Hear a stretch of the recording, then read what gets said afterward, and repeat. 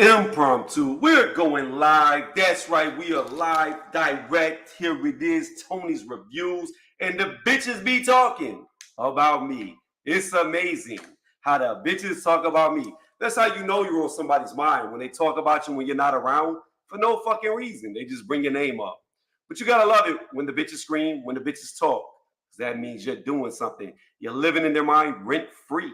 But with that being said, to the bet that I have with Dub right side. Dub, if you're out there, if you're listening, I sent you an email, never got nothing back. So I wrote on your channel, yo, the bet is off. He didn't make weight. However, I rescind that. We'll go through with the dumbass bet since people think I'm scared to lose $100. Because at this point, I believe I'm going to lose it. However, on the off chance that Ryan actually has been training, which I don't think he has, I'm going to take this dumbass bet. Because I was assuming that he was going to be a professional. I was assuming that he was going to make weight. I was assuming that he was actually training for a fight. It looks like my assumption was wrong, but you know what? Fuck it. We're going to ride it out. We're going to ride out the bet. So all I need to know is when Ryan beats the shit out of Devin Haney, Dub right side, are you going to come up with an excuse that, oh, he had an advantage because he missed weight? Because if there's going to be an excuse, then there's no reason to do the bet. But if we're going to run the bet because they're going to run the fight, then let's do it. Fuck it. But I don't want an excuse. Because when Ryan loses like he's probably going to lose, I'm not going to say the truth. He didn't train for the fight. So with that being said, I don't want to hear an excuse that he got an unfair advantage because the fight went forward with him weighing 3.2 pounds over the weight limit, which I think is probably the same weight he came in his last fight. I would have to look it up.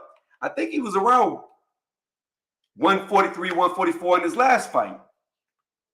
Let me look this up on BoxRec real fast because I'm curious to see what his actual weight was in his last fight against Duarte. Duarte, why is it not showing me the weight? Let's log in. Logging in. All right, what was your weight? 143. So he's coming in the exact same weight he made in his last fight. Okay, so this is where he weighs in at 140. He has now, under the tutelage of Canelo Alvarez, created his own weight class at 140. Now, my real question is the title even on the line? Can he win a belt from Devin Haney, or did they already say that no title is on the line? I don't know. There's something y'all are going to have to let me know. We can Google that right now. Is the title on the line? Devin Haney versus Ryan Garcia is the title on the line. Let's see if anything came out about this. Both camps came to an agreement to go forward with the fight, but without a title on the line. Failed to make weight for a scheduled bout against. Okay, so there it is. There's no title on the line. This is now a non-title bout. Will it still be 12 rounds, or are they going to make it 10 rounds? That's crazy.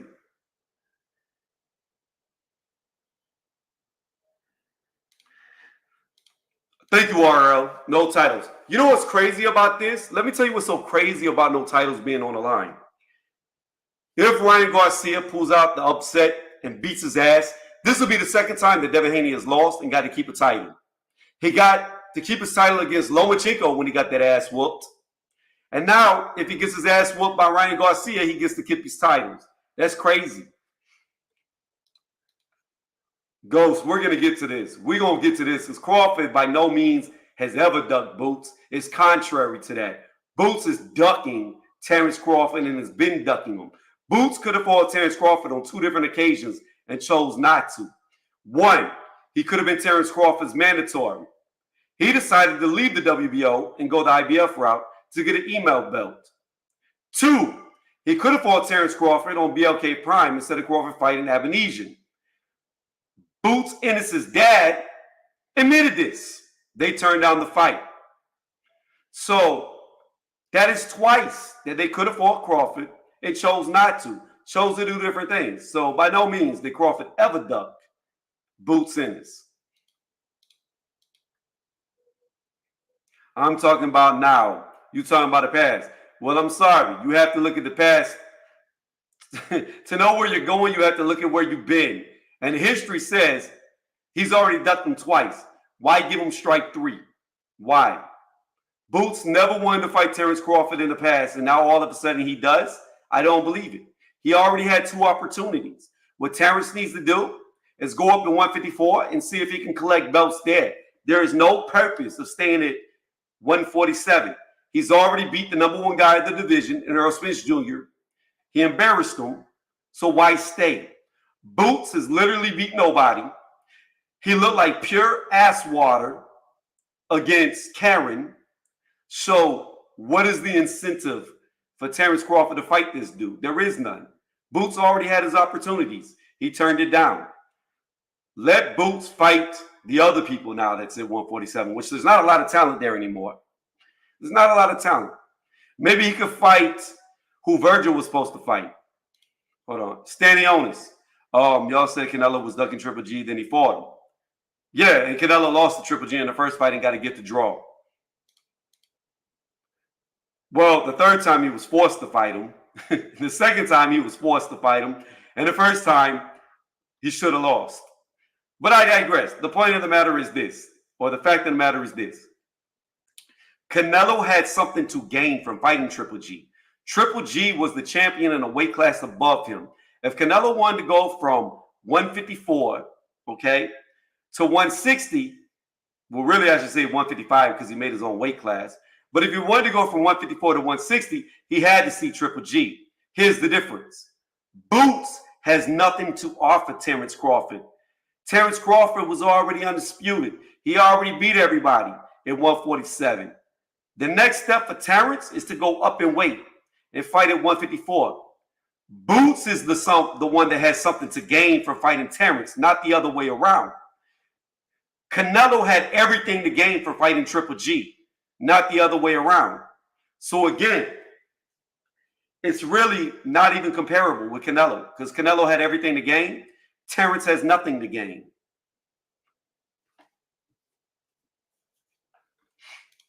Boots holds the IBF belt. I got you. Why does he hold that belt? Because Terrence Crawford was in a rematch clause with Earl Spence Jr. Could not fight Boots in a rematch, or excuse me, in a title fight. So they stripped him and gifted Boots the IBF belt. Boots went for the IBF belt because he knew he could get the belt without having to fight anybody. That's why he went there. Keep that same energy with Canelo versus Benavidez. I've already said Canelo's ducking Benavidez. He's been ducking him. See, again, these are uncomparable what you're doing. Yes, he does. Yes, he does. Because here's the difference. Here's the big difference, Ghost, where they're not comparable. Benavidez is the real WBC champion. Benavidez won the WBC title twice. Canelo Alvarez never wanted to be undisputed until Benavidez was stripped of that 168 title, and he knew he could fight Callum Smith to get that title and avoid Benavidez. Terrence Crawford never avoided anybody to win the IBF title. He never avoided anybody to win the WBO, WBA, and the WBC. He never avoided anyone. He fought everybody. Canelo avoided the guy who rightfully should have that title. Canelo should have never been gifted the WBC title. He should have fought David Benavidez in a vacated match for that belt. There's a huge difference. There's a huge difference. Boots Ennis was never ranked number 1 at 147. It was always Terrence Crawford or Earl Spence Jr., depending on who you ask. If you went with the ESPN rankings, it was Earl Spence Jr. number 1, Terrence Crawford number 2. However, contrary to that, if you look at David Benavidez, he was the number 1 ranked guy with the title twice and without the title before Canelo went there and replaced him as number 1. They're not even comparable. They're not comparable. What you're saying is not even apples to apples because Benavidez actually had a title. He actually won the belt. He actually was the reigning champion when Canelo came up to 168. Whereas Boots never had any belt. He should have never had the IBF belt. He never fought for the IBF belt. He was gifted the belt. He never even won the belt. Boots doesn't even be the champion. So they're uncomparable. They're incomparable, excuse me. Now, back to Devin Haney and Ryan Garcia in this dumbass bet that I'm going to just have to probably give away $100. We know Ryan didn't make weight.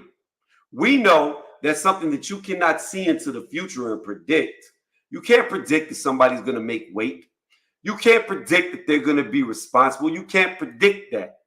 You can predict how they fight, but you can't predict if somebody's going to take a fight serious or not. But I digress. I'm all in on this $100 bet. I just don't want excuses from the other side. When it comes down to Ryan beating Devin, if he does, which I doubt because I don't think he's been training, even though it looks like he has. But if Ryan Garcia beats Devin Haney, I don't want excuses about him weighing too much. That's all I'm saying.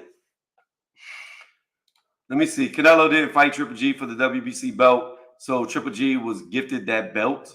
What are you talking about? Canelo didn't fight Triple G for the WBC belt. We are talking about 168. Triple G has never been to 168. Triple G is a career middleweight. He always fought at 160. What are you talking about? Again, not comparable. Ryan can win for sure. He definitely has the tools. I don't think Ryan is disciplined enough. I think Haney will win by a disqualification. I mean, that's a possibility, but here's the thing about it, and this is what I will say.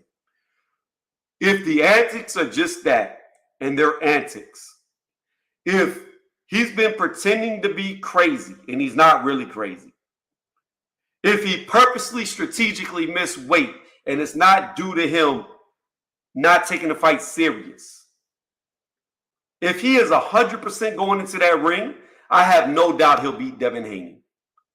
But if Devin took it serious and Ryan didn't, then I have no doubt Devin's going to beat him. Ryan's going to look sluggish. He's going to have his timing off. He's not going to look good because he ain't been training for the fight. But if Ryan has truly been training, which I have my doubts now, then I have no doubts he can beat Devin Haney. Because here's the deal about Devin Haney. I've already seen it. One, Devin struggles with guys his own size. He struggled with a D-level fighter in Santiago, and he damn near got put on his pockets against an old-ass Linares who was ring-rusted, and he held on for dear life for the next 2 rounds. So, you had him holding on for dear life against Linares, who was the same size. He got caught, got hurt, didn't want to fight back. Then you had him looking horrible, losing the jabbing battle against a D-level fighter in Santiago. Past that, what has he done? Gamboa, midget. George Kambosos twice, midget. Jojo Diaz, midget. Regis Prograis, midget. There's a reason why he's not fighting guys his own size. Lomachenko, I left him out, midget. And he lost that fight. Devin lost that fight. Everybody want to talk about Loma crying in the locker room because he was robbed, but don't nobody want to talk about Devin Haney crying in the ring to his dad talking about, he's got me figured out. I don't know what to do. He's got me figured out. I've never seen a fighter cry in the corner like Devin did. So again, I digress. If Ryan has been on his P's and Q's, if Derek James has gotten the reins on this dude and didn't allow him to just do whatever he wanted to do like Goosen did and wasn't just there for a paycheck, then I truly believe he'll beat Devin. Because if he hurts Devin, if he hurts him, Devin will not fight back. He will go negative. He will go so negative on the back foot that he can't rack up the rounds unless the fix is in. But when he gets hurt, he doesn't fight back. One thing I can say about Ryan Garcia, yes, he quit against Tank Davis. However, when it got dropped against Luke Campbell, what happened? He got hyper-aggressive. Stopped Luke Campbell. When he got dropped the first time against Tank Davis, what happened?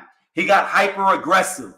So what we can say is when Ryan has been hurt, when he gets extremely aggressive.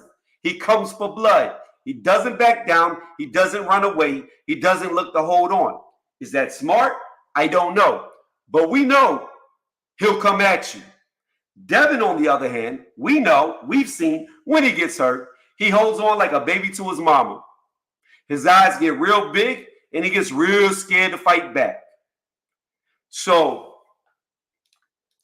I think Loma did win against Haney. Yeah, we know Loma won that fight.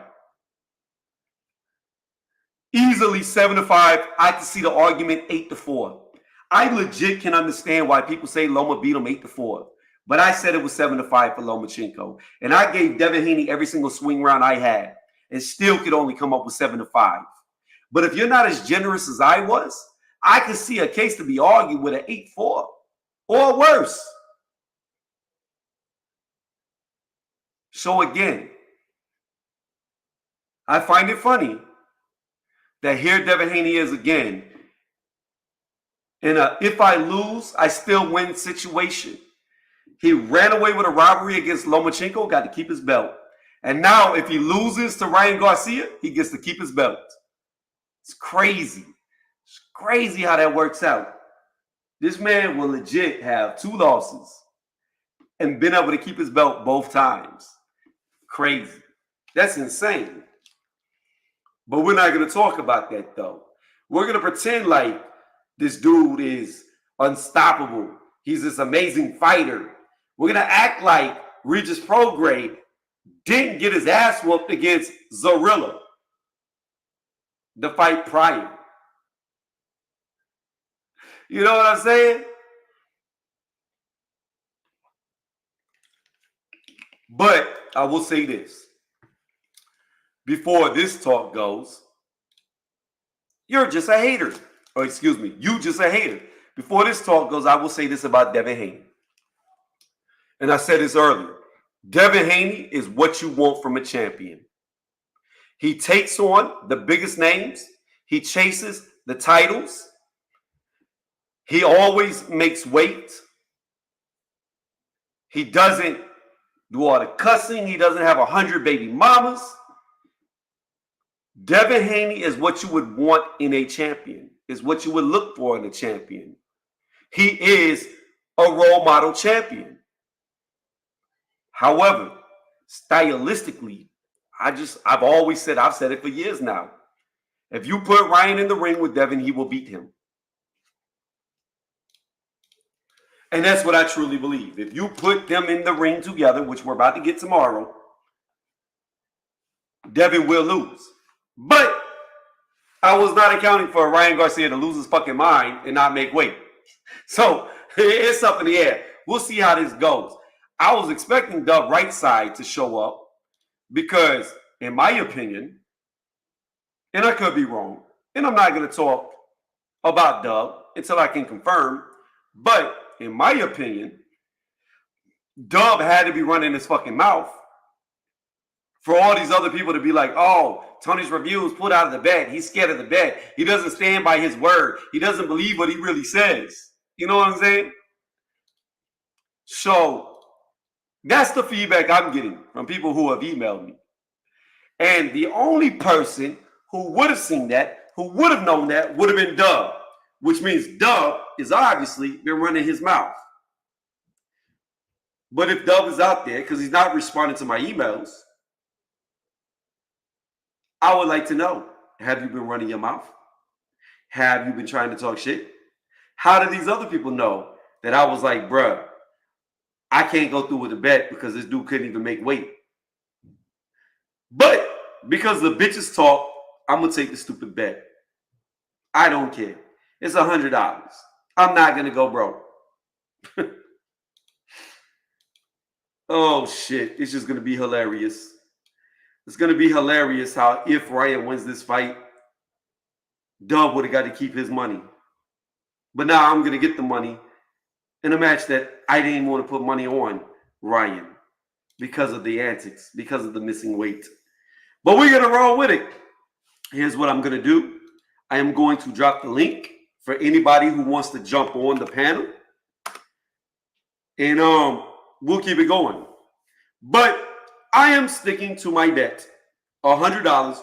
Ryan Garcia beats Devin Haney. $100. Beats Devin Haney. I'm not backing out. I'm not pulling out. I've been irritated, so now I'm live. And what's so funny is the bitches that run their mouths, they don't show up. They don't pull up. Let's edit the title of this stream. Let's edit the title of the stream. Hold on. Let's add to it. Let's see if we can.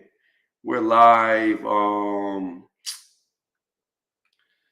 Let's go to content. Let's go to live. We are live. Let's go to edit. Where are the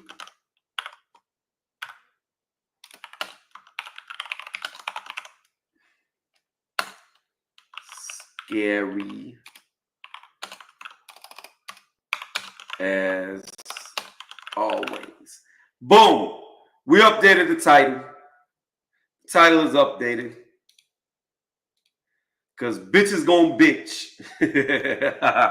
We know what they're gonna do. We know what they're gonna do. They gonna talk when you're not around. And they get real upset because when you are around, they get shut down like what they are. And I find it hilarious. Like most of these people that talk the most online are the puniest looking people in real life. They are. They're the puniest looking people. It's always somebody who is around 140 pounds or smaller. It's always somebody who's like 5'6", 5'7", midgets. It's always that stereotypical type that talk the most.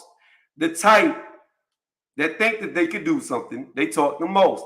The little skeletons, the little toothpicks, always talk the most. It is crazy how it is always the same stereotypical build.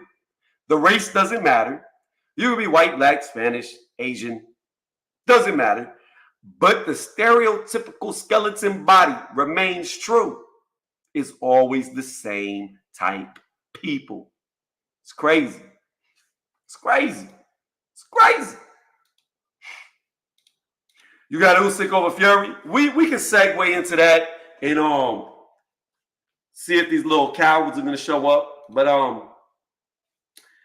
I have Tyson Fury by complete domination over Usyk. And you got to keep in mind, RL, I picked Usyk to beat AJ both times on the scorecards. And the first time that I did it, people said, oh, you're crazy. You're crazy. Even some of the bitches that are talking shit. If you go back and look at their receipts, their history, the lives they were on, they was picking Usyk to lose the first fight. But because I made, 6 wrong picks ever? They hold on to that. It's hilarious. They hold on to the very few that I've got wrong. But over the freaking 50, 60, 70 fights that we've talked about, maybe more. Lions, Tigers, Bears, oh my. They don't bring up none of those right ones. But they can remember the ones that they can count on 2 hands that I got wrong. Gosh damn, it's hilarious. Gosh damn, that's hilarious. But here's the deal with the YouTube channels. YouTube channels always pick the favorites. YouTube channels never pick the underdog like Usyk was against AJ, like Kambosos was against Tio. They never go with the underdog picks. So they always lose the underdog picks when the underdog wins. Every single time, like clockwork. If there's an underdog that wins, they lose that pick, like clockwork. The difference is the real channels get the underdogs right more than they get them wrong. That's the difference. When you always pick the favorite, you're right most of the time. But when you're always wrong in the underdog fights, we know what you're doing. We know you don't know what you're looking at. When you can pick the underdog fights and your percentage of being right on the underdogs is over 80%, that's something that's special. That's something that's hard to do. That's something that 99.99% of these channels cannot do because all their wrong picks come from the fucking underdogs winning. Gosh damn, that's crazy. That's crazy. How you get every underdog pick wrong, but you know boxing? That's crazy. How? How, Sway? How? Oh, shit. Gosh damn, gosh damn.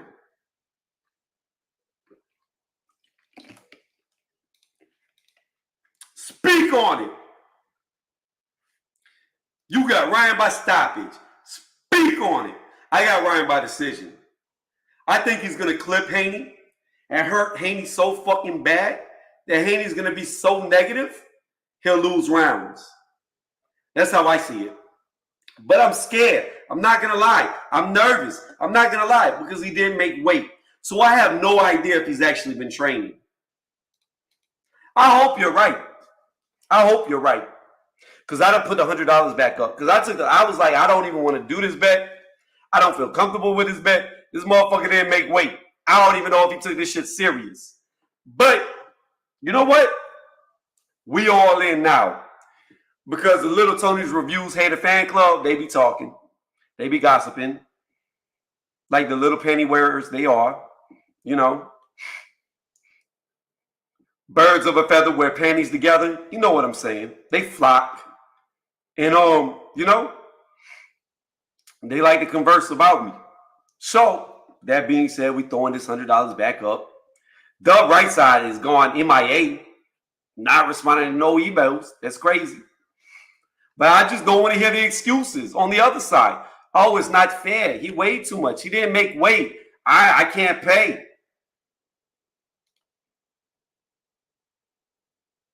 No, I didn't. No, I did not. We're going to look it up. Derrick James' face at the press conference. Derrick James. Let's look it up. You talking about yesterday or today? Hold on.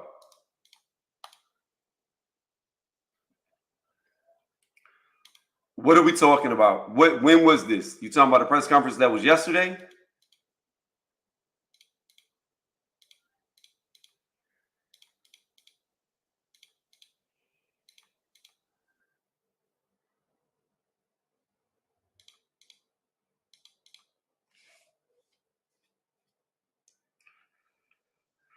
I'm looking at it.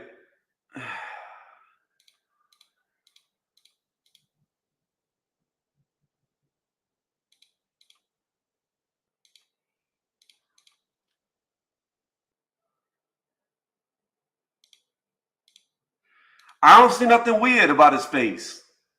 I'm looking at it. Oh, when they made a 500K bet? Yeah, that was dumb. That was dumb. I don't know why. I don't know why. Yo, RL, I agree with you. He is going to come in.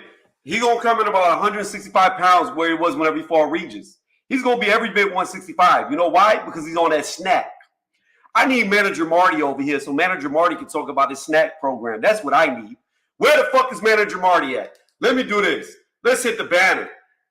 Where the F is Manager Marty at with the snack? We're going to add this banner. Bow. We're going to add this banner right here. Where is Manager Marty at with the snack? With the snack. Smoke, you can get on the panel if you want to. Where's Manager Marty at? I need to know. Do I have to troll Manager Marty to get him on my channel? Do I have to get a cartoon picture of myself behind myself as a backdrop and then start talking? Because I need this man to come on here and preach about the snack program.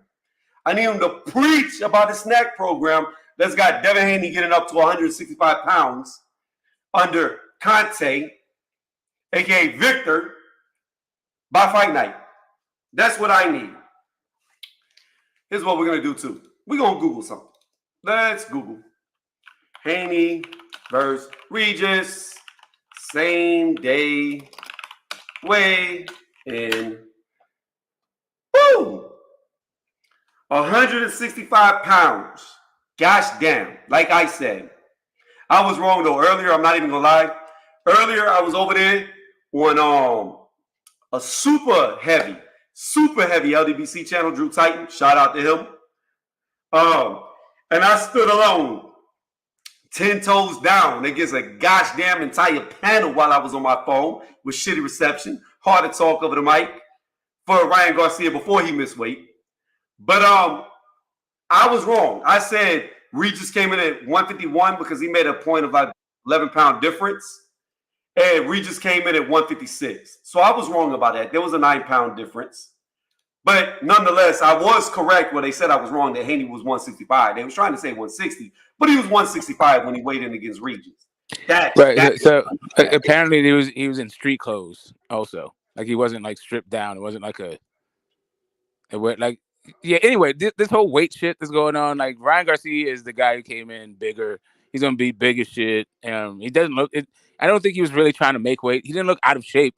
He just looked like the big ass dude that wasn't trying to make weight.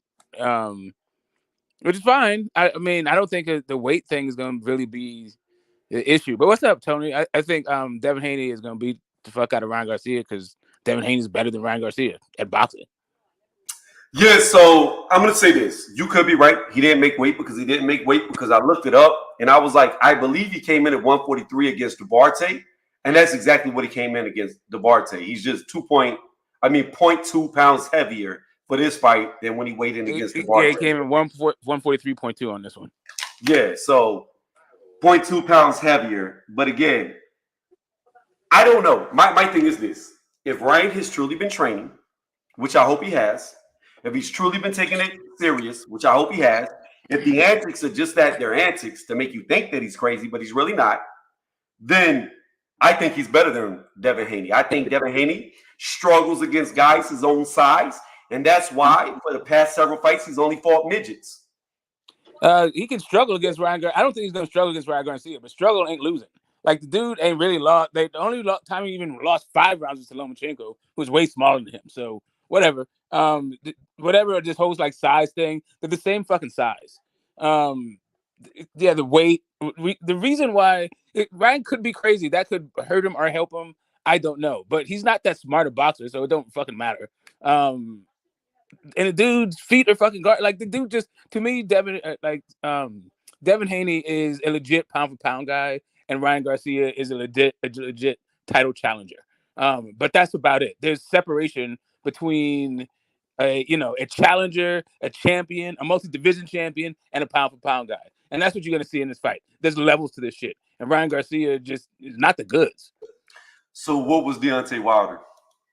Deontay Wilder was in a fucking thin ass division. That was top heavy. It consisted of 3 guys. He only fought one of them. But I mean, he was the other guy. He was the other guy. But yeah. So he was a top 3 fighter with no skills, no IQ, no nothing, but a right hand. Yeah, in the thin ass division. I got you. But how far did it take him? It took him far in a thin ass division. Okay, everything Wilder does, Ryan does better. Well, okay, here's what I'm saying. Everything right, correct. If there wasn't any, all right, if Wilder was not in the game, Ryan would have the fucking worst feet in boxing. But since Wilder's in the game, he has the second worst feet in boxing. But guess what? Wilder has more than Ryan. Everyone's talking about Ryan's power. Wilder's power is actually better than Ryan's. Get the fuck. Wait, you said Wilder or my bad? Yeah, okay. Wilder's power is better than Ryan. I thought I heard you say Haney at first. I was about to say, get the fuck out of here. But I agree with you. Wilder's one-shot power is greater than what Ryan has. I agree with that. There it is. That's what I'm saying. Like the Ryan's feet, like it's just the dude. This is a thing about like styles making fights, and in like in every kind of intangible and fucking and boxing style. Devin is better at it than fucking Ryan Garcia. Devin is a better counterpuncher than fucking Ryan Garcia. He's a better outboxer than Ryan Garcia. He's a better inside fighter than Ryan Garcia. He's just a better fighter. He can brawl better than him. He can stick and move better than him. He can do every fucking thing, every kind of style. Except for, neither one of them are sluggers, so I don't even know what that's. But I think like even then, if you just started trading shots, I think that Devin will fucking get Ryan on, because Ryan to me is a one punch guy. Not that he has one punch power, that he's a left hook. That's it. Like, you don't have to worry about his right hand. You don't really have to worry about the straight fucking. You don't even have to worry about, really, an uppercut, nothing. He's just a left hook. That's all the dude is. He's not beating fucking Ryan. He's not beating Devin Haney. Like, get the fuck out of here with this, man. I don't understand why people are doing this. I think that Ryan Garcia is going to get the whipping of his ass. I mean, he's going to get his ass whooped worse than anybody's ever whooped his ass. Because to be honest with you, Ryan Garcia, I'm sorry, I'm going to land it here. Tank Davis didn't actually whoop Ryan Garcia's ass. What he did was drop him and stop him. But he didn't really like beat him up. Like what Devin is about to do is find all those fucking holes in this game, all that trash ass fucking feet he does, running around without any goddamn clue of what he's about to do. Anyway, this dude's about to get fucked up. It's not about him being crazy, but go ahead, you got it. So you got to understand, there's many ways that you can look at somebody's feet and say they're trash. Here's the thing about it: Ryan Garcia only had one person who ever could stay away from him, and that was Emmanuel Tagoe. Tagoe ran from him the entire fight, and he had problems cutting off the ring. However, he improved in the next fight whenever he fought Fortuna. Fortuna tried to run from Ryan, and Ryan stayed on top of him. He could not get away from Ryan Garcia. And this is a guy that everybody said Ryan ducked because of the mental the mental health issue that he had to pull out of the fight, that he was scared that Fortuna was going to beat him. And Fortuna went on the back foot. He tried to run from Ryan, and he got his ass stopped in, I believe, the 6th round, if I remember correctly. Now, as far as Tank Davis goes, Tank Davis did stop Ryan Garcia, but again, to me, there will always be an asterisk next to that loss to Tank Davis. It will be the fact that Tank was a 140-pound champion, allegedly, against Mario Trash Barrios, okay? But he wouldn't fight Ryan at 140 pounds, even though he had just fought for a title at 140 pounds. He made Ryan come down to 136, wouldn't even meet him in the middle. Not only that, but he wouldn't let Ryan Garcia rehydrate. So you have a diminished fighter, no matter how you want to say it, no matter if you believe that Tank beats him, no matter what. The fact of the matter is he was depleted when they got into the ring. He was not 100%. So yes, Tank did beat Ryan. Did he beat his ass? That's how you look at it. If you make somebody quit, I would say that's probably beating somebody's ass because you knocked the fight out of him. Now, did Ryan quit because he was outclassed, or did he quit because his body was just gone by being depleted? I don't know. There's always an asterisk there because of what Tank did. And Tank knew what he was doing because he was making fun of him the whole time, eating food, talking about, I know you're hungry. I know you're hungry. I bet you want to eat. They knew what they were doing. The difference here is Ryan Garcia is going to be 100%. Ryan Garcia has never had an issue cutting off the ring against anybody who stayed on the back foot against him outside of Tagoe, who refused to even fight. I don't care if you're Deontay Wilder. It's very hard to knock out somebody who just runs from you the entire fight and doesn't throw punches. It's extremely hard. So I can't hold that against you. But when I look at Devin Haney, this is what I look at. Now, you could say that this fight was a long time ago, which it was, rightfully so. But when he got in there with shitty-ass Santiago, he was losing the jab battle. Now, I have to ask myself, why was he losing the jab battle when he's one of the best alleged jabbers at 135 at the time? Could it be that Santiago was the same length, same height as him? Then I look at, he goes on his little midget spree with Gamboa. He fights Linares, who's his same size, okay? And he gets caught in the 10th round. And damn near gets put on his pockets by an old-ass Linares who was ring rusty. Out of the ring for over a year and a half, I believe, if I remember correctly. So now I'm looking at a weakness. I see a shitty D-level fighter who's way worse than Ryan Garcia in Santiago, who was giving Devin everything that he could take. Then I look at Linares, who was slow as fuck, who couldn't let go of the trigger, who couldn't get his punches off, and he caught him. Yes, it was only one moment of the fight, but I'm looking at this. Now, these are two guys who are the same size as Devin. And he had one guy he struggled with the entire fight, and another guy that made him look very bad for 2 rounds. Moving past that, Devin has fought nothing but midgets since then. So, again, those midgets are Gamboa, Kambosos, Jojo Diaz, Lomachenko, Regis Prograis. That's 6 fights with 5 midgets, because the Kambosos was 2, so we can't count him as 6 different fighters. He has problems fighting people that he doesn't outweigh by 25 pounds. That's his own size, his own height, and that shit is going to get exposed. It is going to get exposed. He is going to fight a guy who is extremely fast with his hands. And I believe he's going to get caught. And I believe tendencies always come out when your back's against the wall. The same guy that was crying in the corner to his dad against Lomachenko about being figured out. The same guy that held on like a baby to his mama against Linares when he was hurt. I think he's going to get clipped. I don't think Ryan can knock him out. I think he's too smart for that. But I think around the third or fourth round, he's going to get clipped. And when he gets clipped, he's going to have the fear of God. He's going to do what his tendency is, and he's going to shut the fuck down and become super negative and lose on points. That's how I see it. Right. Yeah, the only problem is all those guys. First off, there's a couple of things. First off, Ryan Garcia has been fighting nothing but midgets also. And the guy, when he fought somebody his own size, he got dropped by a guy who doesn't really have power like that, and Luke Campbell. And really, if you want to go all the way back like 5 years ago to Santiago, and you look at what Ryan Garcia was fighting 5 years ago, was still like midgets back then, and they weren't very good. Like here's the thing. There's a level of competition gap between who the fuck Ryan is fighting and who the fuck Devin's fighting. The Oscar Duartes, the Emmanuel Tagos, these regional club fighters that he looks shitty against, that expose how he's like how he can't fight on the front foot, how he can't cut off the ring, how he throws his right hand with too much power. Like the gigantic gaps in his game, unless you're right up next to him, with that left hand and stationary, he's not really landing that shit. Like, as a matter of fact, the smallest guy of the bunch of all of those dudes that you just named, that Devin Haney, that you just called all midgets, the smallest of them is Tank, and that dude dropped it. But Tank is cracking like that, so I'm not necessarily mad. I'm just saying, like, both of these dudes fight small dudes. Fortuna was old and small and dragged him up from like 135. But like, it is what it is. I'm just saying, like, Ryan ain't that good. Like, you can, whatever you want to say about, like, Linares is better than everybody that fucking Ryan faced. As a matter of fact, the hardest fucking, except for Tank.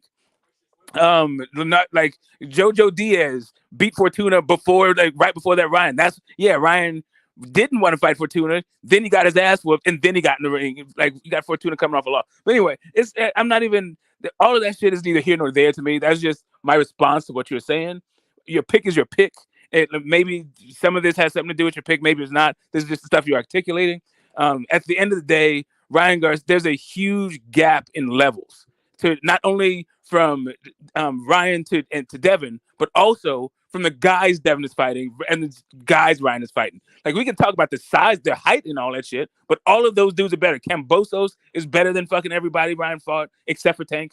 Fucking Linares is better than everybody Ryan fought, except for Tank. Like, basically, you take Tank out of the equation, that dropped and stopped him. Luke Campbell's his best guy. Fuck out of here with that. So this notion that Luke Campbell has no power is ridiculous. Luke Campbell retired with an 80% knockout ratio. When you knock out 80% of the people that you fight, you can't claim that person does not have power. That is the biggest lie that keeps getting repeated about Luke Campbell not having power. That shit's just fucking ridiculous. Luke Campbell's damn near knocked out every single person he's fought.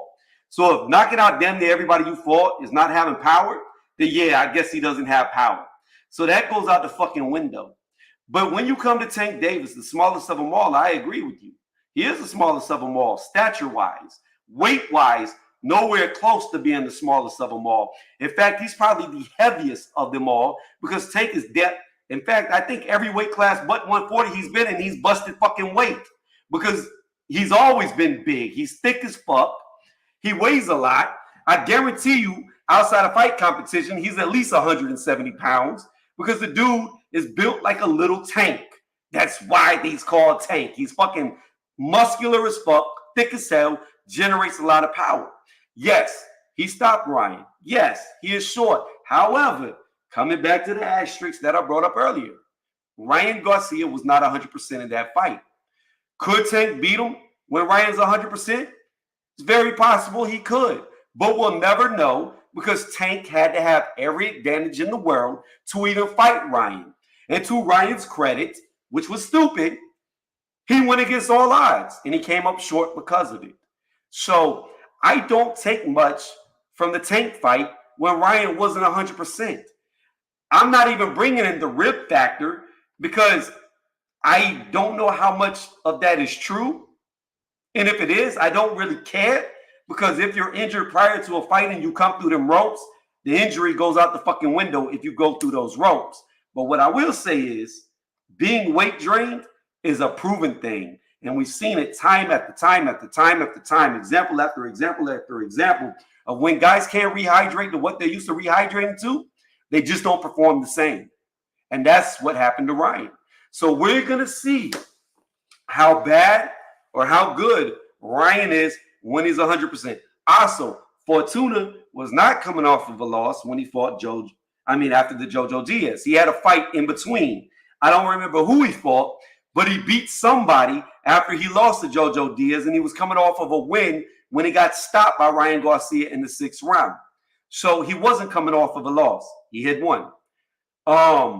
Again, if they're both 100%, I don't think Devin wins. I don't think he can win. I think he lacks the power to keep somebody off of him who's just as tall, just as long, who I believe has way faster hands. Feet, not as good. Give you that. IQ, not as high. But the speed difference in the hands is night and day. And when you have a guy who can clip you one time and put your lights out, and he's faster than you, you have a lot of issues, especially when you struggled against guys who are your own height and you refuse to fight guys your own height and only stick to midgets. There's a reason why he sticks to midgets.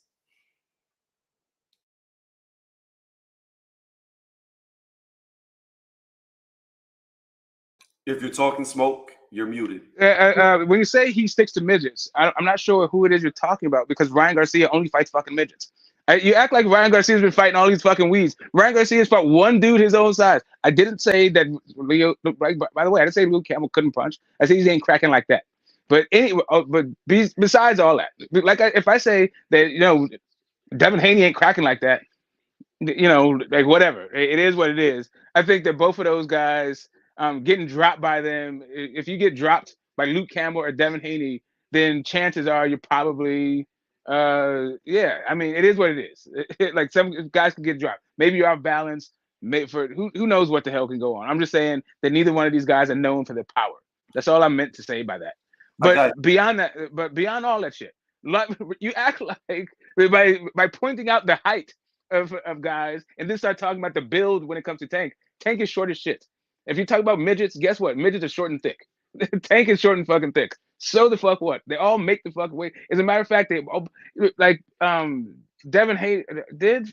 I don't even think Ryan ever made 126 pounds. As a matter of fact, I think the lowest he ever fought was like at 127 and something. That's the lowest he ever weighed. He weighed at 127 in a fight and like 129. Like Tank legitly fought at fucking at featherweight in his professional career. So like this idea of like moving up, like those dudes are the same damn.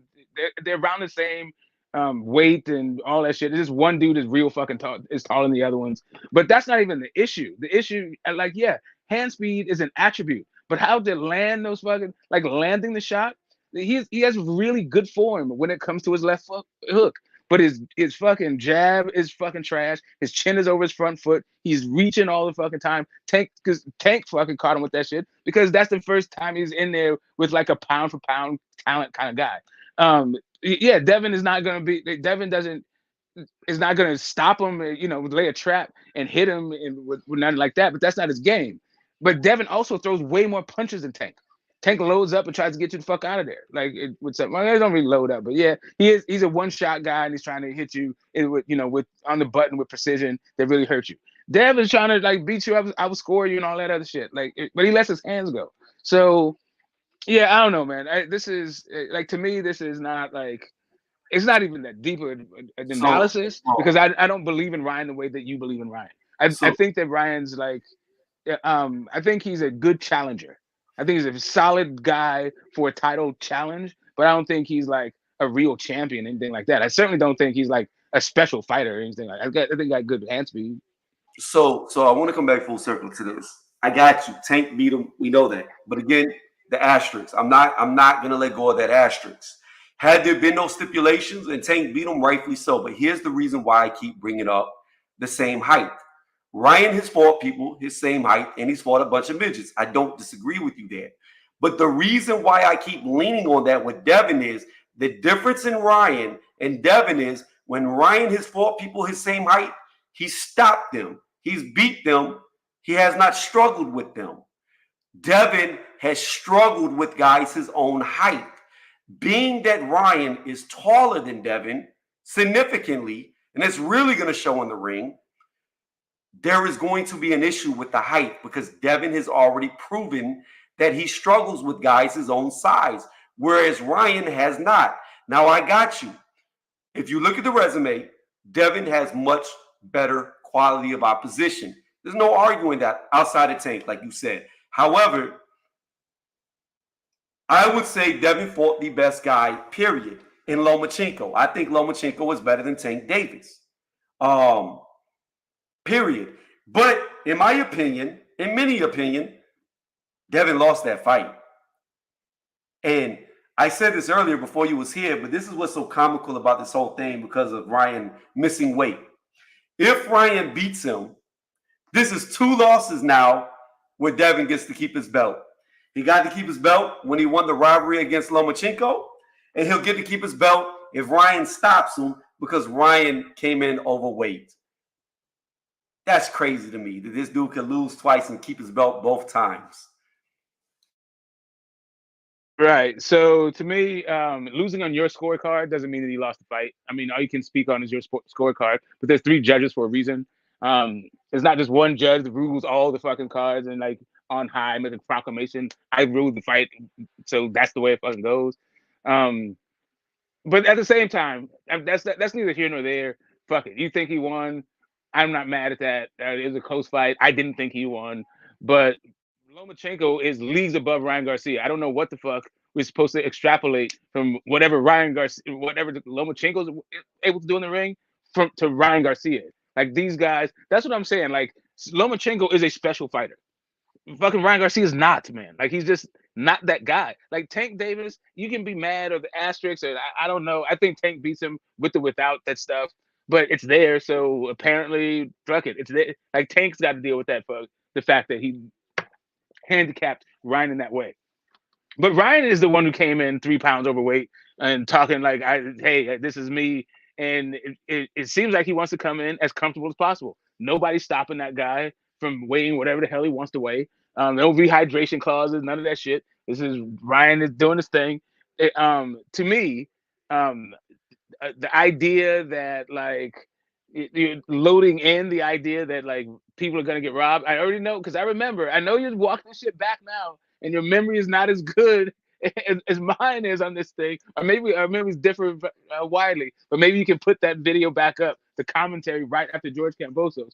But you were all over the idea that George Kambosos got robbed in the first fight, and I was just like, hell no. And you're like, yeah. So listen, scoring fights, who you think won fights, all of that shit. Cool. That's cool for the chopping up and all that shit. But this one, I don't think is going to be anything like a robbery or anything like kind of controversial. I don't even think you got to worry yourself for it. I think it's going to be a fucking one-side ass whooping. I think he's going to be, a one-legged man in the ass-kicking contest in Ryan Garcia. I think it's going to be a demolition worse than Regis Prograis. Like nobody's going around saying that Regis Prograis got robbed in that fight against Devin Haney. And I don't think anyone's going to be saying that shit against Ryan Garcia either. And then also, I'm going to just wrap this up. I don't know what you mean by struggle, but Ryan Garcia struggled way more against Luke Campbell than fucking Devin did against Santiago. And that shit even still was like I said, a half a decade ago, and dude's 25 now. Like, I don't even know like how to extrapolate anything from the stuff that you said. Anyway, I'm just saying like Ryan Garcia ain't that guy. Devin Haney, like I think he might be in danger of being overrated just because of the way that people are talking about him and the way that he's fucking moving. He might be overrated, but whether or not he's overrated, popularly rated, or underrated, he's way fucking better than Ryan Garcia. So, I mean, that is what it is to me. So, yeah, again, I can't really lean on the Tank thing because there'll always be the asterisk there. I'm not saying that Tank cannot beat Ryan, and I'm not saying the outcome wouldn't be the same. But all I'm saying is he had to have every advantage to get into the ring. To me, there's no getting around that. So it takes away from the win when you see the whole picture of it. Now, As far as Ryan struggling more with Luke Campbell than Devin did with Santiago, I disagree. With Santiago, he went all the rounds. All the rounds were close. Every round was tight. Against Luke Campbell, he barely made it into the second half of the fight. He was stopped early in the seventh round. So he went home early, whereas Devin went on to struggle for the entire fucking fight. To me, they're not the same. They're not even close to being the same. And I don't see how you come to that conclusion. Now, I have a question for you. What was the difference? Why do you believe Devin Haney beat Lomachenko? What was the difference in that fight? What did Devin do good that caused him to win that fight?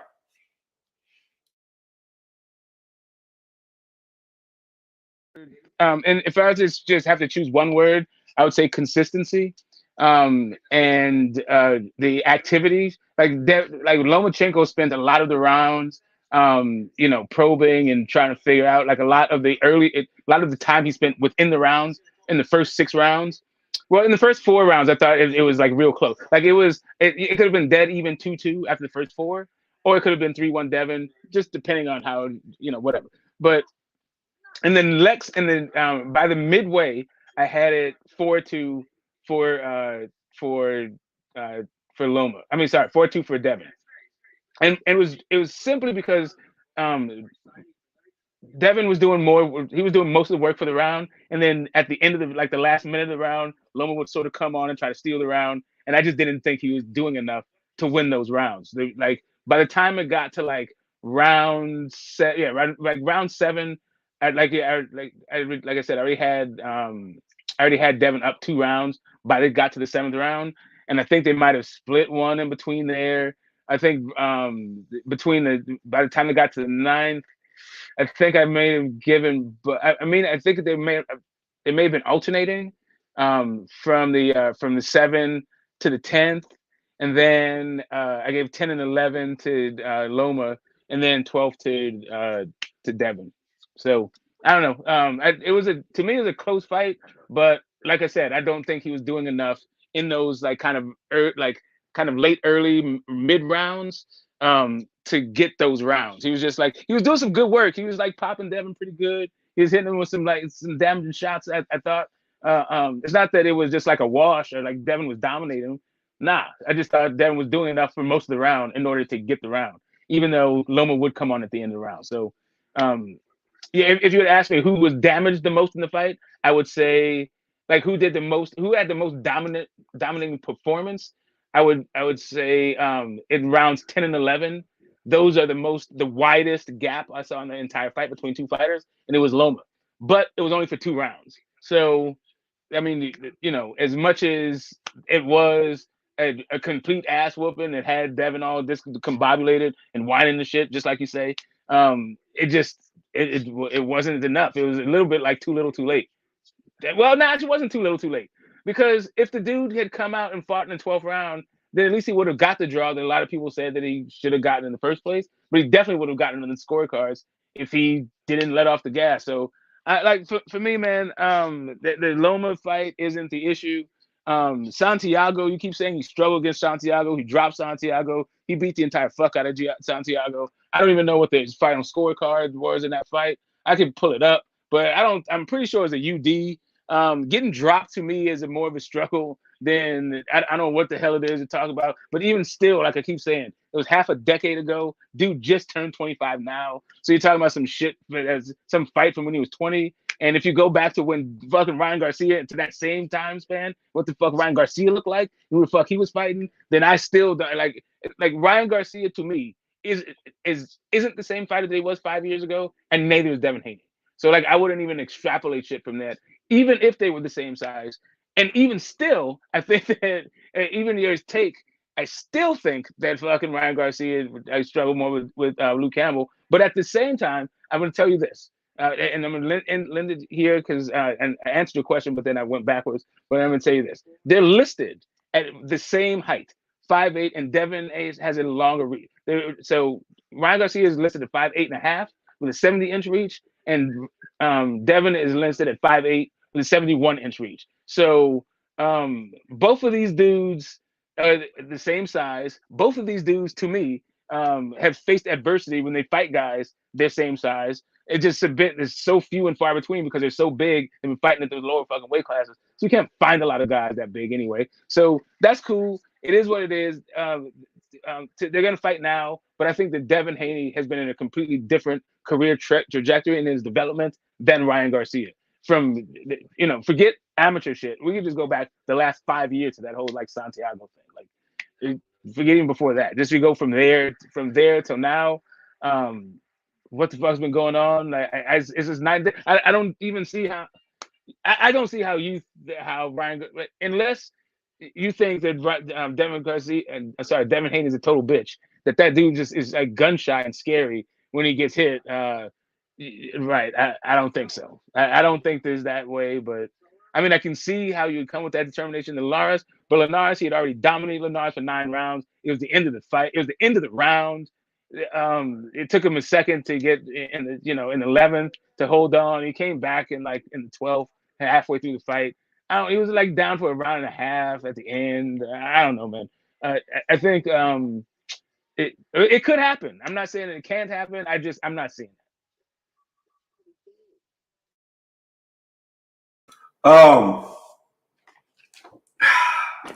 So the reason why I asked you why you thought Loma lost to Devin is because the main thing I see online, or I've heard people say on YouTube, on boxing panels, is because of the body work. That's what everybody brings up. Because Loma was landing way more shots to the head, but everybody's like, oh, Devin Haney, body. Do body shots not count? And the funny thing about that is, the reason why I bring that up is because of this. Kambosos versus Haney 1, nobody was counting the body shots that Kambosos was piling up on Devin. They was just looking at the headshots. So again, in that fight, the body work is what the difference was for me. Against Lomachenko, Devin did decent body work, but he was just getting outlanded. And in the 12th round that you say Loma took off, Loma outlanded Devin. He landed more shots in the 12th round. So I don't understand how you take the round off, but you're landing more punches. So to me, the whole metric was, and I believe it was a play because I've seen Bob Arum do it before, allegedly.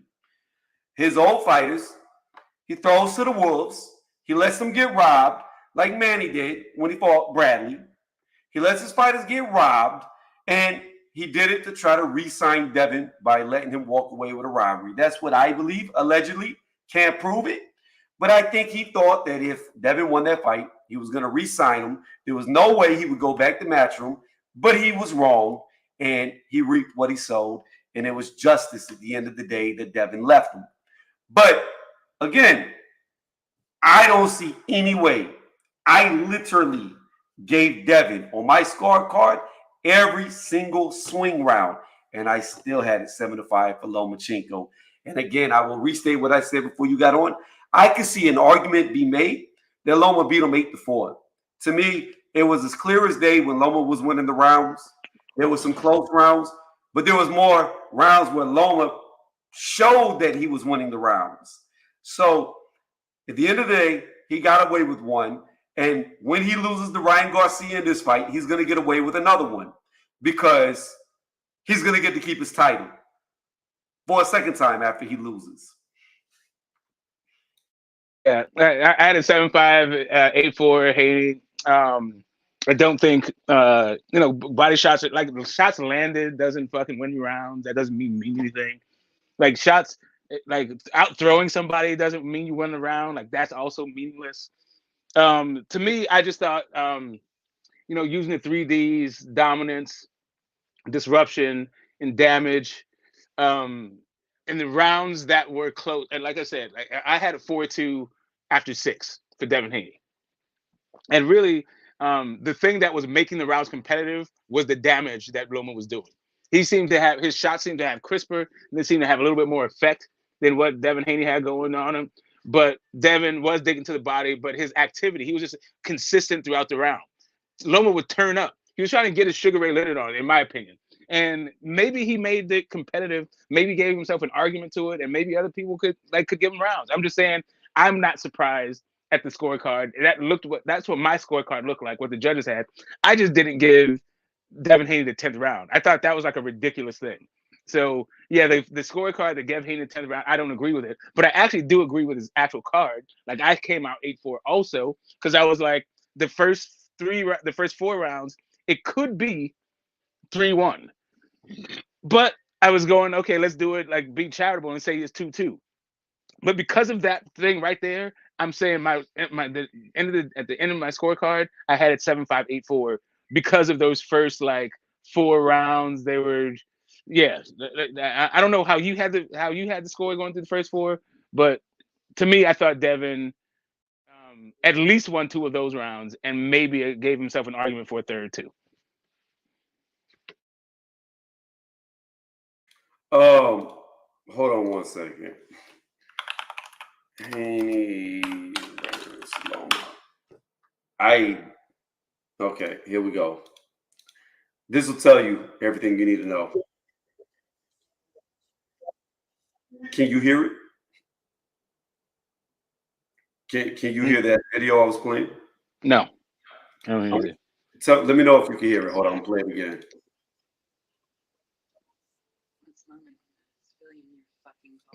You can hear that? No. Really? That's crazy. Well, fuck. I don't know how to make it the way you can hear it if you can't hear it. Yeah, maybe get another device, play it through his Bluetooth speaker or something. I don't know. Hold on. I'll tell you what rounds.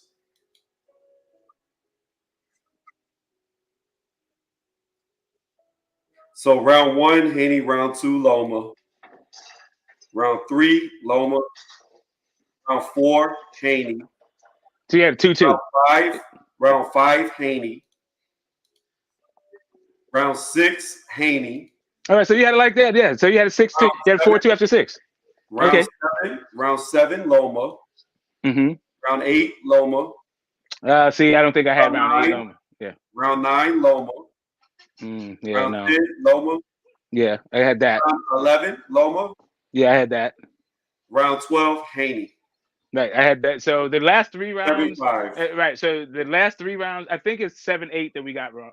Like that's where the discrepancy is. It's not because I think the 9th. I think I gave him the 9th, 10th. I think I gave Loma 9th, 10th, and 11th. Right, I think that's what happened, and then I think they switched off maybe 7-8, something like that. I do remember that though. Like I think I gave him 3 rounds in a row. Maybe I just gave him 2 twice or something. Yeah, but yeah.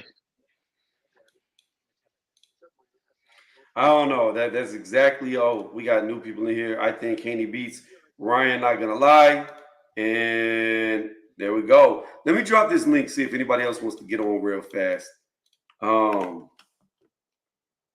I'm surprised that Dub didn't show up. So basically, Smoke, I had a bet with Dub right side, right, for $100. Okay.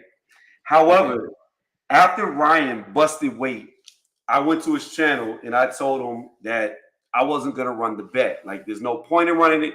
He didn't make the weight. So there's 2 ways this could go. One, it could be that he didn't take the fight serious, so it's stupid to even bet if he didn't take the fight serious. 2, it could go the opposite way in my favor, that he did take it serious, but he was looking for a huge advantage, which he would have. So if Ryan beats him, now there's an excuse that he cheated to win because he came in 3.2 pounds over the weight limit.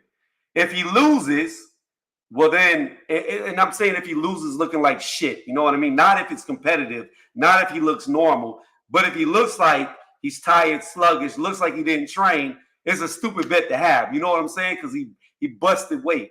Oh, we lost Smoke. He'll be back. I'll re-explain that when he comes back. I don't know where he went. What's up, Jay? Hop on the panel. Welcome. Oh, guys, I haven't said this the whole time. Hit the thumbs up. Get the thumbs up. We've been cooking for a minute. We've been talking for a minute. Hit them thumbs up. Hit the poll.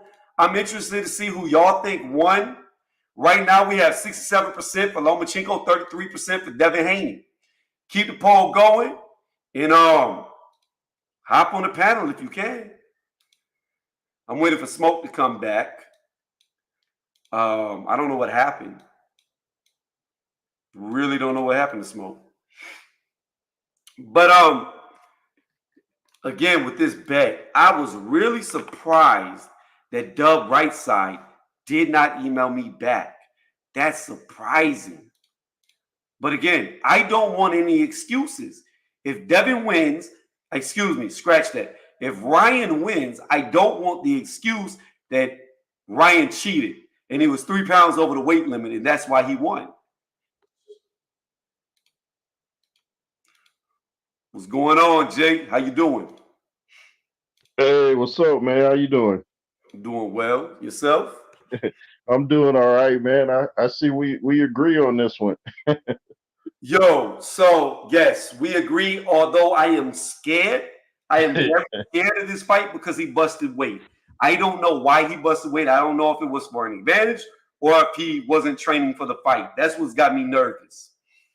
Yeah, I'm kind of nervous on it too because I'm like, was he trolling this whole time or is he just trying to?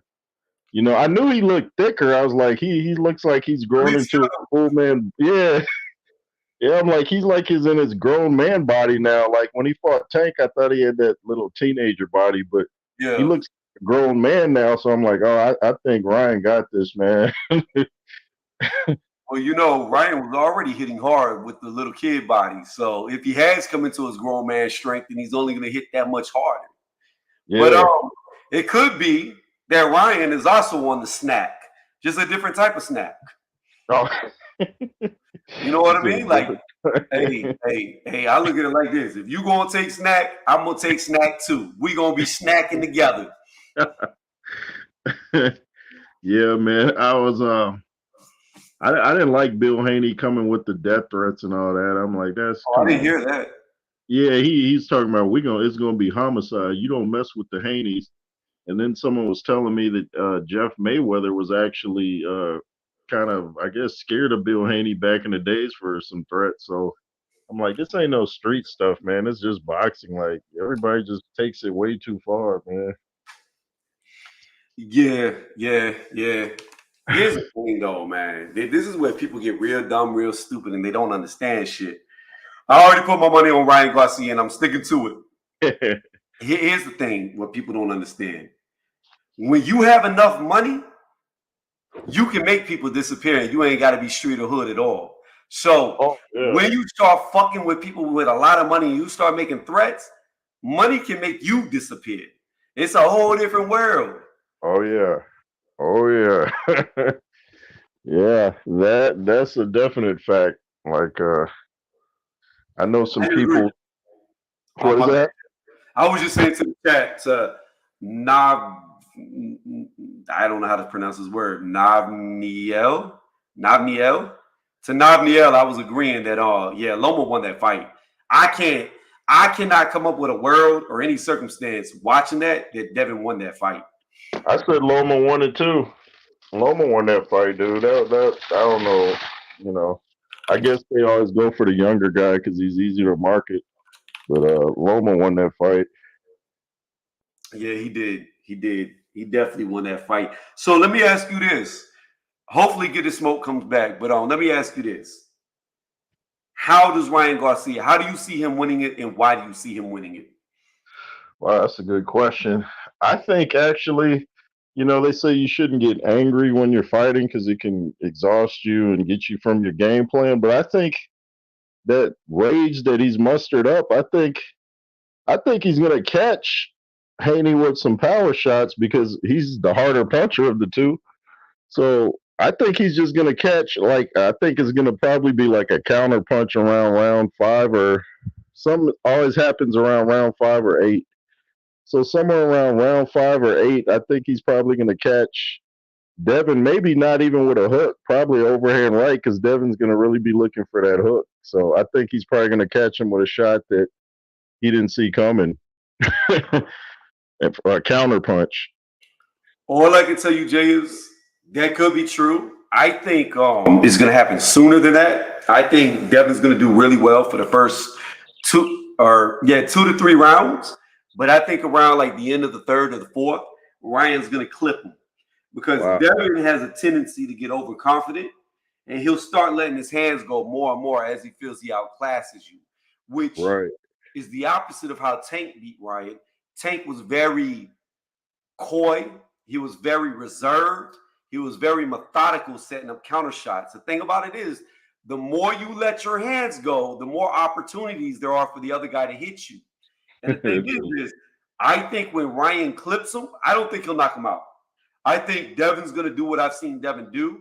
When he gets hurt, he's going to go extremely negative. And I don't think he's going to be fighting on the front foot. I think he's going to stay on the back foot. And I think he's going to be so negative because he's going to be so scared to get clipped again that he's going to lose the fight like that. But I will tell you this. I pray that Devin Haney does a Tyson Fury and goes to the center of that fucking ring. Because if he does, and he stands in the center of the ring and tries to trade, we going home early. Like, Ryan going to win that fight in the first or second round. It's going to be done. Yeah, Ryan almost looks like a cruiserweight. I was like, this dude is looking thick. And I just know, like, he still kept his speed, too, from what I saw from his training footage. I'm like, he doesn't look no slower either. So, I mean, this is the tie. And what I saw, did you see the weigh-in today? Yeah, I saw it.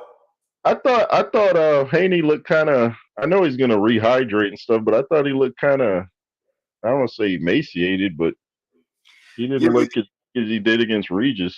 He always looks like that. He always looks like a skeleton on the scale because he regains 25 pounds. Like, he literally will jump off to 165. Like, this is what he does. But Ryan, he looks every bit 160. Like, whenever you see him walking around. So I don't think there's going to be much of a weight difference in between the two. And again, I think I'm hoping that it was strategic that he missed weight and that he's trying to be as heavy as possible against a guy that he knows is going to be a minimum of 165 by fight night. So I just hate the fact that the title's no longer on the line. And I hate the fact, and I've said it numerous times now, I hate the fact that I look at it like this. Devin Haney is the luckiest fighter in boxing because this is going to be the second fight he loses and he gets to keep his title. He lost to Loma, got to keep his title. He's going to lose to Ryan and get to keep his motherfucking title. Let me hit these comments real fast. All right. Okay, give it to Loma, but Loma still got lumped up and couldn't have his way with Devin like he did with the other fighters he beat. Lost to Loma. Loma good, but not against top guys at 135. I disagree. Loma is good against the top guys at 135. While he did lose to Teofimo Lopez, it was still a very close fight. In fact, Loma was closer to beating Teo than Devin was to beating Loma. So, when you look at it like that, he beat Comey, he beat Nakatani, he beat Linares, he beat I don't know. He's beating all the top guys at 135 outside of Teo, and he got robbed against Haney. He should have beat Haney, so I can't really agree with that. Hawker said, I think for Ryan Garcia to win, he needs to hurt Devin early. I think he'll hurt him early, but he doesn't need to knock him out. I don't believe he needs to knock him out. He just needs to hurt him because Devin shuts down offense when he's hurt. Ryan getting too hyped up, overcompensating for a lack of confidence. Could be. You could be right. You might be right. Ryan is faster, longer, sharper, and more reckless than Loma, bro. When Devin feels the punch, it's all running. One point is Ryan has nothing to lose. Tank is way levels above Devin. And you got to understand, when Ryan fought Tank Davis, who you believe is levels above Devin, he was diminished. He couldn't rehydrate. He had to go 1 pound above 135, which he hadn't been at for a while. So he wasn't even 100% against Tank. And if you remember the second round, he had Tank wobbled. He was whopping Tank in that second round before he got caught. What's going on, Mark Anthony? We live. Hit the thumbs up if you're listening, you're enjoying. If you really enjoy, subscribe to the channel and hit that bell. When Haney sleeps, Ryan, that shit ain't gonna happen. I ain't even gonna read the rest of this comment, Kelvin. We all know that. We all know that Bunny Paws is gonna go to the scorecards. There ain't no fucking way he knocked out Ryan Garcia. Devin Devin Haney could put Tyson Fury's egg weights in his glove and he wouldn't knock out Ryan Garcia. Let me see. Tony, you and I are about to lose money. I put something on Ryan just in case he gets lucky. Yeah, I got 100 on it.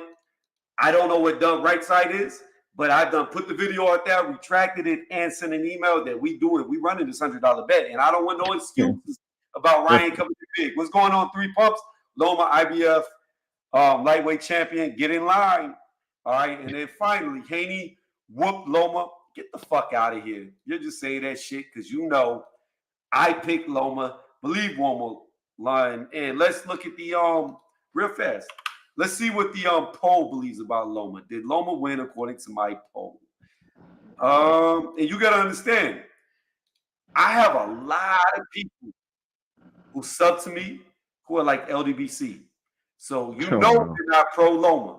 So again, I'm not a biased channel. We got Lomachenko 65% to 35% in the poll currently. Keep the votes coming. Yeah, I picked Loma on the poll. I'm done with the comments. Go ahead. Cook it up. Oh no, I was just saying I picked Loma on that poll because I even did videos about it. I just don't I just hate bad decisions in boxing. It's just like a pet peeve of mine ever since the way back the Lennox Lewis Holyfield one when that was like a one-sided fight and they scored it a draw. I was like, it's almost like with some fights you almost have to change your game plan depending on who the judges are. You almost have to try to knock the guy out just so you don't get, some shady business on the scorecards, which is crazy. Like you might have a game plan to take it to the late rounds and then you see who the judges are. You're like, oh, never mind that. I got to knock him out. Yeah, that's the thing that scares me. What scares me is in this fight, if it is close, and if Ryan should win, but it is close to where you can make an argument for Devin, you got to understand, Devin is a Eddie Hearn fighter.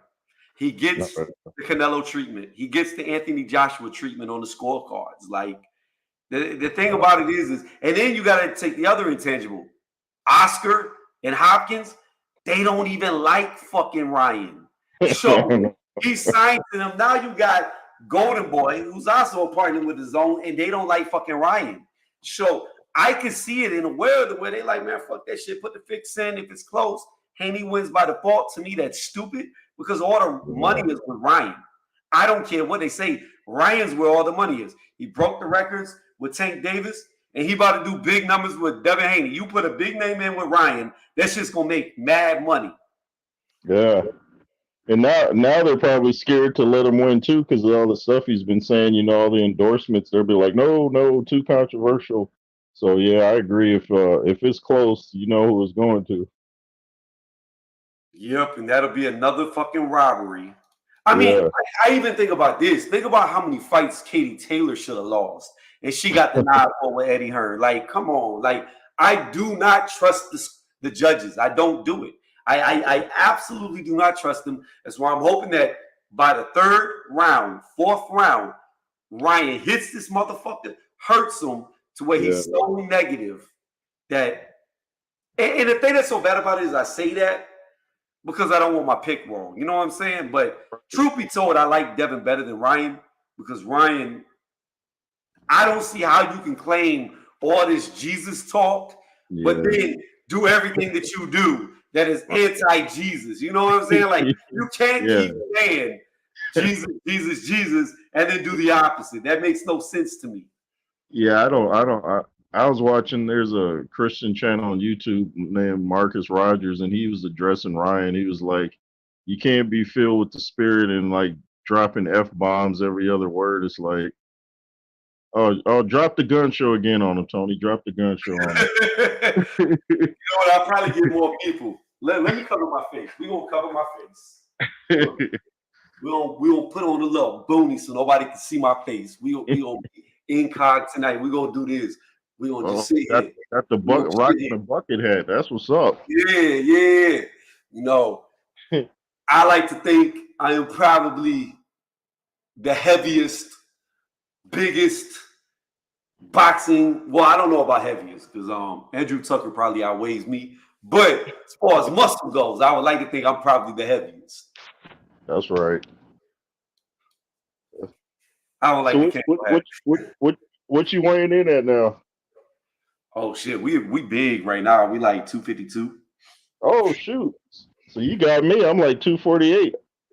Yeah. We a little chunky right now. We a little chunky. We see. I've been training to fight Jack Reacher, so you know I had to get big. Oh, that yeah. I started watching that show, man. Yeah, that's what that dude. I like that dude. Yeah. I need to I get better. follow him on Instagram too. See, I don't really do anything on like Twitter or X, whatever you want to call it. I don't do nothing on he said Marky Mark. Wow. I don't do anything on IG.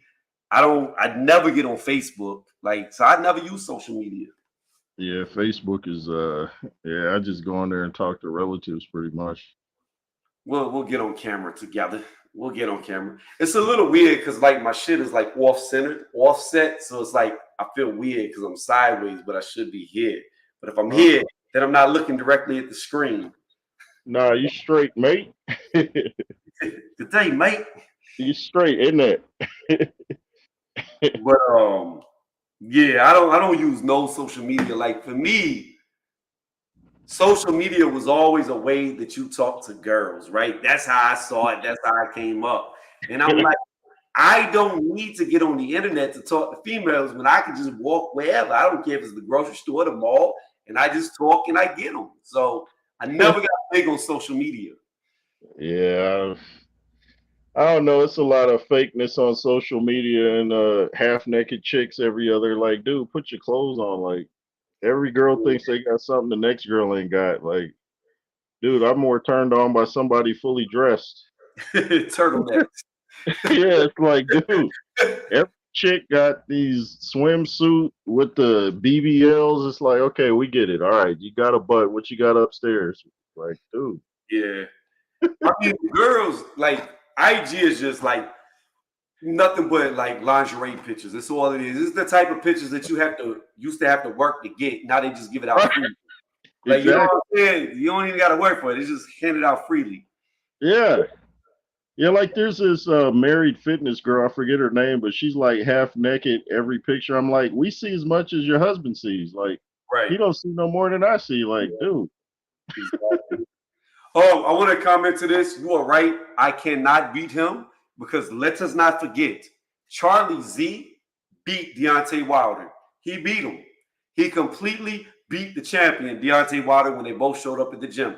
The reason why is Wilder was DQ'd. You can't hit a man while he's on the ground. So by the rules of boxing, Charlie Z should have been the WBC champion right then. The fight was over. DQ. Oh, Tony, can Sweet Pea handle 147 today? Oh yeah, for sure. Hell yeah. Who like the only person that really would cause him maybe issues would be Crawford. Outside of Crawford, who could beat him? Oh yeah, man, you looking swole, Chief. I just got a close up. Yeah, you looking like the Hulk, bro. Oh, you talking about me? Yeah. Yeah, back there. You We've been change putting on weight. We've been putting on weight, my dude. We've been putting on weight. you have to change your name to Swole Tony's Reviews. That's what I'm saying. Like, I gotta start going to these fights. So, like, I know like the sub count is kind of low. This is a niche type thing. But I'm sure that people show up to the fights, probably know who you are. They're gonna recognize me. Like I Yeah. just want to show up so people can actually like in person get an idea of like this shit is different in 4K Yeah. HD. Like you'll be Yeah. popping off. Like because I was talking about this earlier. So the reason why I went live is because low bitches be talking about me when I'm not around, and you know how they are. When you're not around, they talk the most. You know, Yeah. the stereotypical body is always the same. It's always a dude who's 5'6", 5'7", about Yeah. 140 pounds or less. They're always the ones that be bah, bah, bah, bah, bah, bah, bah, bah, like little Oh, yeah. chihuahua. But in Yeah. real life, when they see a motherfucker stand up and walk up to him, it's a whole different fucking ball game. Because Oh you yeah. know, we touch, it's done. I ain't gotta box you if you that small. I'm gonna break you in half. Yeah. Like Yeah, they don't real word. understand. That actually happened to me at a Lennox Lewis fight. This dude behind me just kept running his mouth like I could tell he knew I was a Lewis fan, so he kept trying to say things. So I just turned around and looked at him. The dude kissed up to me for the rest of the fight. The rest of the fight, he's like, he turned from a Lewis hater to he's like, oh man, I think he can win. I'm like, shut up, dude. Like he was just saying all kind of crazy stuff. That's how it is. Like the profile changes whenever you stand up. Like they might Yeah, say back in your head, you don't realize what it is till you face with yeah, it. But as far as Pernell Whitaker goes, Hawker, I don't. The thing about Terrence Crawford is I don't know because he's never fought nobody with that type of defense. I mean, Pernell's lost. I know he lost to Oscar, but that was way later in his career when he yeah, fought him. Like he was way past his better days. I know he lost in his prime. I don't remember who beat him, but outside of that, he ran through everybody he fought, like until he was old. yeah, So I don't really know if I definitely know Boots Ennis wouldn't beat him. He would dance around Boots so easily. Like Boots couldn't even hit Karen. If he can't hit a Karen, how he gonna hit Sweet Pea? He's not. It's not gonna happen. yeah. I've never fallen for that. Boots is gonna destroy Crawford. I'm like, you crazy? Yeah. Hawker, all the time. I've had people from the time I started streaming to still currently today that talk about me when I'm not around. They go on other panels, talk about me. I don't never talk about them, but they always find a way to put my name in their mouth. And here's the thing about it. I'm one of the few people who have actually live streamed myself, showing time, date, place that they asked for. And I got to the point where they never show the fuck up, so I quit doing it. It's pointless. But like, if somebody's gonna be like, "You're in my city, meet me here," I'm be like, Yeah, "I'll meet you there." yeah, Because it can turn out one or two ways. One, we can do the boxing like they want to, or it could turn into something that they really don't want it to because they want something else. Because you gotta understand, while me and you may box one on one, there's gonna be people around me when I show up that you're not gonna want to do them games with. yeah. You know what Yeah, I'm saying? yeah, I was live streaming one day and some dude said, "What set you from, cuz?" I said, "Whatever gang you are, I'm the opposite. Like if you a Crip, I'm a Blood. If you a Blood, I'm a Crip." It's There it like, is. come on my live stream trying to bang on me, dude. You crazy? Yeah, that's crazy. What set you from, cuz? Like he gonna jump through the screen and punch me or something. Like, dude, these little these little internet terrorists or something else, dude. And I'm telling you, it's always the same thing. They're always 5'7" or below, and they're always 140 pounds or less. Like, Yeah, I don't know what it is. Like, I feel like we're older. You're way older than me, but you don't look yeah. it. You don't look it. But I appreciate I feel like these motherfuckers live in movies like Jet Li the One. You think that you this small, that light like Jet Li in this movie, and you don't realize that's a Yeah, movie. You're yeah, not picking up motorcycles. You're not throwing cars. You're not jumping 30 feet over walls. yeah, When you come against somebody, the yeah. fight, if you're that small, it's over the minute we touch you. If we grab you, Oh we just either slam you or lay on you, and then you're done. I like when I used to do bouncing work, which wasn't not too long ago. Like I actually get offended if some little dude like says something to me. I'm like you must really be drunk, dude. Like, dude, you like 140 pounds after Thanksgiving dinner. Like, really? And you Yeah, just like running off at the mouth. I'm like, dude, if you don't sit down somewhere. But it's like these little guys. I'll be like, it's like they have to try to prove something.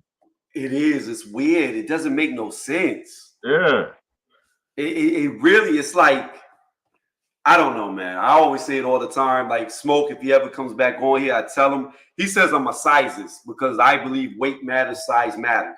It yeah, does. me too. Like Yeah, the bottom line is a little guy can beat a big guy if the big guy doesn't know how to fight, period. yeah. The weight, the size doesn't matter because he doesn't know how to use it to his advantage.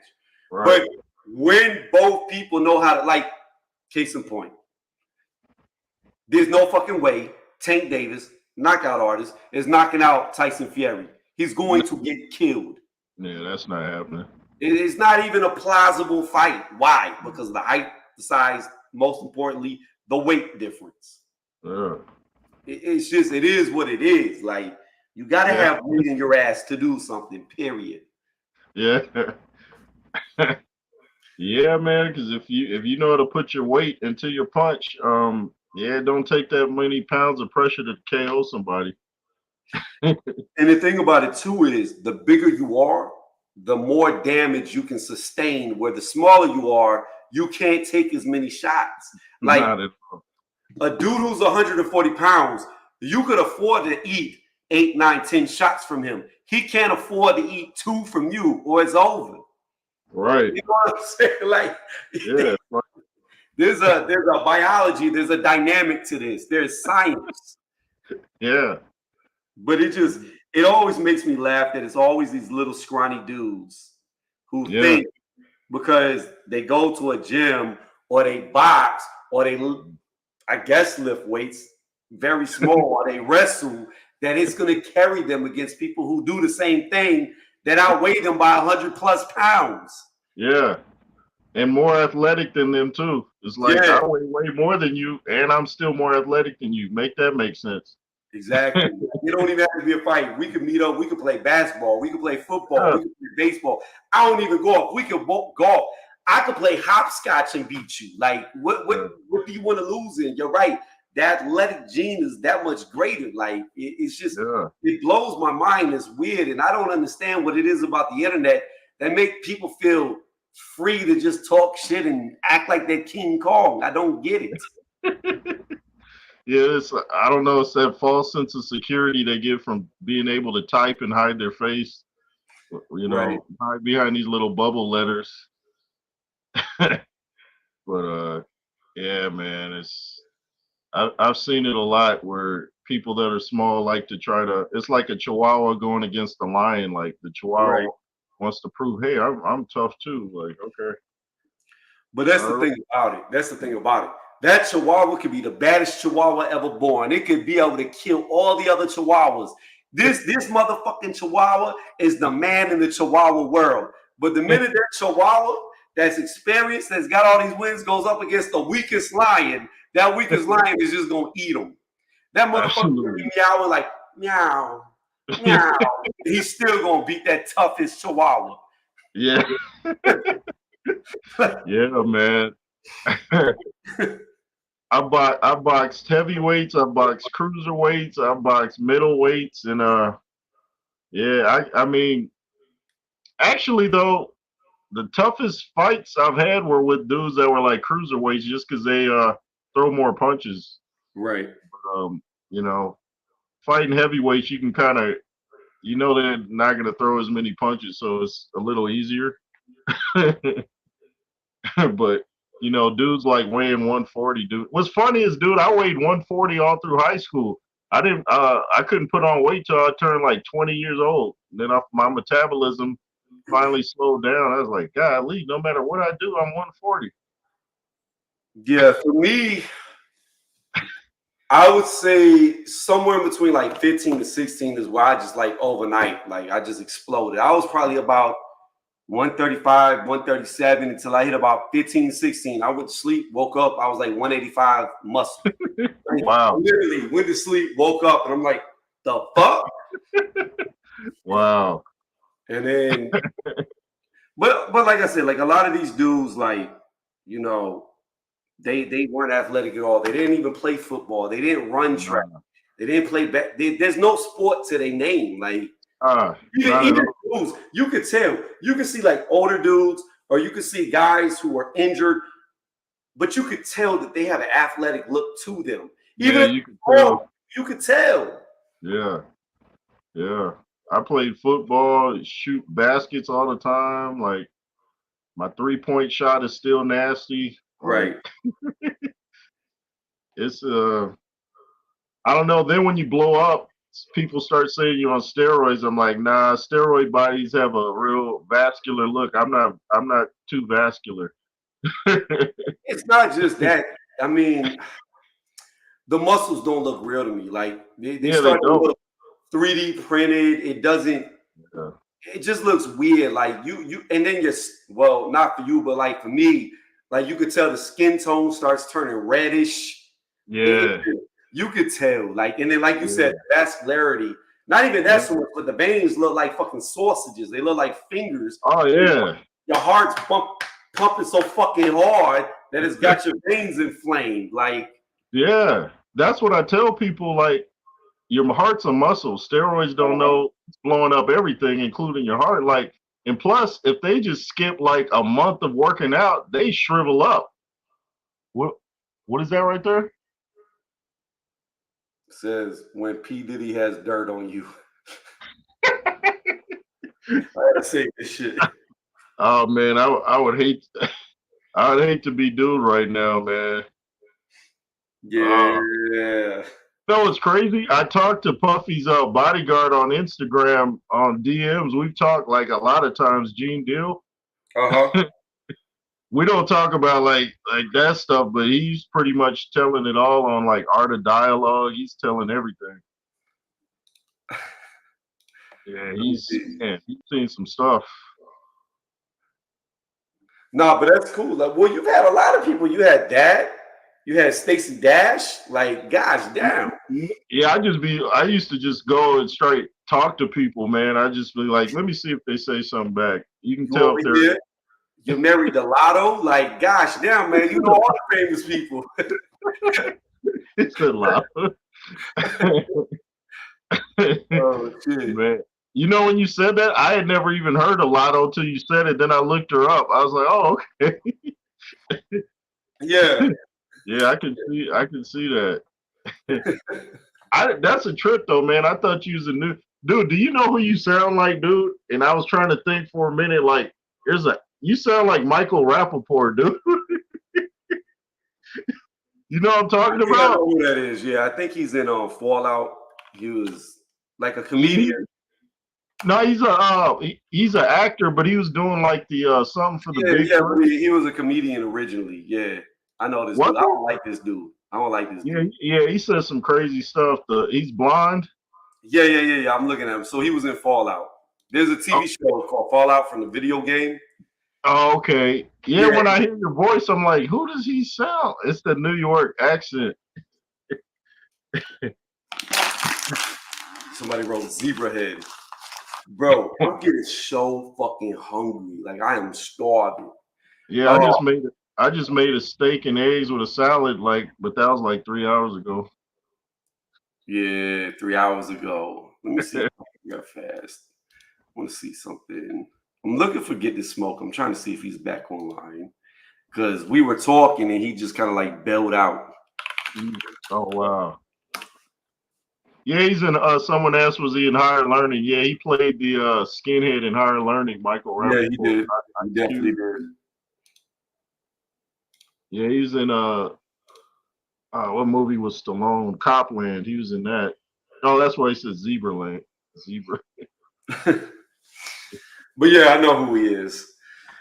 But Yeah, if you have Amazon Prime, yeah. Fallout is good. Oh yeah, I got it. Yeah, I'll check that out. Yeah, the TV show Fallout is actually really good. Now, if you like, I'm a geek. I'm not gonna lie. I play video games from time to time. Not so much like in the last year and a half, but I Yeah. used to play them like avidly. Like I used to love games. But yeah, Fallout was a game that I always liked, and they got a TV series on it. It's cool though. Is it on Xbox or PlayStation? Well, initially it was a PC game, but they Oh, moved it over to Xbox and PlayStation. Like Fallout 4, you can play on uh-huh. PlayStation, Xbox, and like Fallout 76, never played it. People said it was trash, but yeah. But That's the a trip, bro. TV I series, didn't even know you was in I didn't even know we was both in Georgia, man. That's a trip. yeah, ATM. Atlanta all day. But like I'm rarely ever home. I'm always on the road working. So like, Oh yeah. yeah, like my job be making me go all over the place. I'm always driving. Oh, okay. But that's why it was easy for me whenever people was like, meet me here. I'll be like, okay, cool. I got a little job Yeah. down over there. I'll be right there. Hold on. Yeah. I know, it'll be like, hey, I'm right around the corner. They're like, oh, hold up. Well, what had happened was I used to be on live stream just like this. Like, here I am. Where are they? I don't see them. these Because, like, dudes. my thing is this, like, if somebody actually showed up, I wouldn't even fuck them up. I wouldn't even fight them. Like, if they wanted to box, we could do it. But I know, like, their energy would be completely different. It's Oh like I yeah, said, when you don't get a gauge of how big something is until it's in your face. And that's yeah. what I'm saying. Like, I know it wouldn't go nowhere. They just be like, oh man, how's it going? I want to be a friend. You know what's gonna happen. Like, it ain't gonna be serious if they really meet you. You know the drawback to being big though. I'm What's that? finding out. I had a dude actually pull a gun on me last year. Oh shit. Out of nowhere too. He was like cool. He's a real little guy. Like Right. I'm saying, I doubt if he's even 130. But it was just out of nowhere. I'm like, oh okay. It wasn't even scary. I'm trying to figure out why is he doing it. I'm like, Right. huh? And then like right after he's like, hey, you want to play basketball? I'm like, how you gonna pull a gun on me then ask me do I want to play basketball? Like, are you What the crazy? fuck? Yeah. That But is. see, dudes, when they see you big, they ain't gonna want to fight, so they're gonna try to pull something. Or that's the bad thing about it. Yeah, I agree with you there. Because like I said, whenever I was like younger, before like 15, 16 years old, like motherfuckers would want to fight all the time. But once Yeah, I feel and I'm talking about like random ass grown men want to fight a teenager at like a gas station or something. But the minute wow. I like just overnight, just bloop, nobody wanted to fight no more. It was like they would just talk it out or whatever. It was so Yeah, that it could be a disadvantage too, because whenever you get to the point of where nobody wants to fight you and you don't yeah, fight, you get ring rusted because nobody has to fight you. So that's when that little dude might get you because he used to people picking on him. They ready yeah, to fight. yep, yep. That's facts. Hey, big people problems, man. Yeah. But I wouldn't trade it for the world. No. I would never want to be skinny again. Fuck that. I would be 100 years old working out, man. I'm gonna be like Sylvester Stallone, still training. I agree with you. Looking like a melted action figure when you take your shirt off.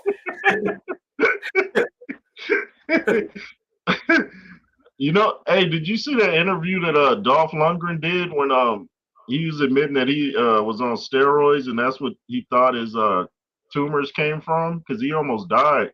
I was I like, didn't I know didn't know that. Dolph was on roids. Yeah, I You didn't. know, Well, yeah, I mean, I could tell like that dude was super lean. yeah, Um, I mean, all them dudes, anybody in Hollywood. Look, I'm gonna be honest with you. If I was in Hollywood, I'd be juiced out of my fucking mind. Cause you're getting paid for the way you look. Like if I was modeling, I would be on it because you're getting paid for the way you look. If I was boxing, I'd be just like Canelo, allegedly. I would be on it because I'm having to fight people. If I was in the NFL, I gotta perform. But most of all, I need to recover. It heals you very quickly. But as far as like me right now, yeah, I don't have access to doctors that'll just write me a prescription. You know what I mean? I'm not yeah, going to order some shit off the internet and hope nah, that I'm taking the real thing because you could be putting anything in your body, and that's how you yeah. get fucked up. What's funny is back in the '90s, I used to get anonymous letters in the mail. I guess because I had some magazine subscriptions or whatever, but I would get anonymous letters in the mail, and you don't know who they're really from. There's like a weird name on it, but like offering you all types of drugs. It's like I don't even know who this is. Right. It was weird. I got a couple of those. Yeah, that's a setup. Yeah, I'm like, nah, dude, I'm good. Speaking of that, you want to hear something crazy? This is what's What's so that? fucking crazy to me. Did you know the FBI, police, sheriffs, etc., they can drop drugs off on your porch, right? They can literally put drugs on your porch, and if you take the package inside, they can arrest you for it, even if you have no idea what the fuck is in the box. Are you serious? Yes, look that shit up. They can What? legit put drugs on your doorstep, and if you bring that shit inside, they can lock Uh, you up there as if you're selling it. so what's their justification behind that? Fuck if I know. They like we're behind on our quota, so I dare you to take that package inside. That's crazy. That is crazy. Wow. That shit should be illegal. Yeah, definitely. Next time I see a package, I'm gonna just be like, I'm gonna open this outside. And, I'm glad you told me that. Wow. This world's nuts, dude. It is. It's crazy. If someone had told me in the 80s and 90s that the world would be nuts like it is right now, I'd been like, yeah, right, please. But man, yeah, we can't go too deep into that because you start getting they'll shadow ban, they'll remove the monetization. Right. They don't allow you to speak. Nah, not at all. You got to work around stuff and use different words. Yeah, I feel you. Yeah, it's crazy. That's why, like, I had some controversial videos way back. I just deleted them. I was like, nah, I'll talk about this some other time. Yeah, and the shit that's so crazy is it don't even have to be controversial. You could make a joke. If somebody's gonna take a joke to heart, like, are we serious right now? Yeah. It's just it's weird. Like the world is weird right now. It's very weird. Yeah, it is, man. It's almost like all the fun has been sucked out of the earth. I'm like I can count the times I've on one hand and have fingers left over when I think about how many times I've had fun in the last couple of years. I'm like, dude, I just don't really have fun anymore. I know. I feel you. I agree with you. Like it's definitely different. It's way different now. Like you can't talk about. I mean, you can, but then it's just not worth it. Like it's just it's fucking stupid. Yeah, because it's like, okay, you say something that's true, but then they pull your channel down, so you might as well not have said it. You might as well, because it's not worth it. It's just you know. You gotta leash yourself to some degree, and it's stupid. Yeah. Yeah, there's some channels where they say a whole lot. I'm like, how are they still on here? I'm like, how is this working? No idea. But I'm about to eat some dinner. We've been going damn near 2 hours. I was hoping that the people popping off talking about me on other people's channel, which is weird. Like I've never done that, Jay. Like if I had an issue with you, I would not be on like somebody else's panel talking about you when you're not around. Like I don't even think about people like that, especially not somebody over the internet I've never met. Yeah, that's weird. So it's just hilarious to me how people do that. But so somebody was talking about you right now?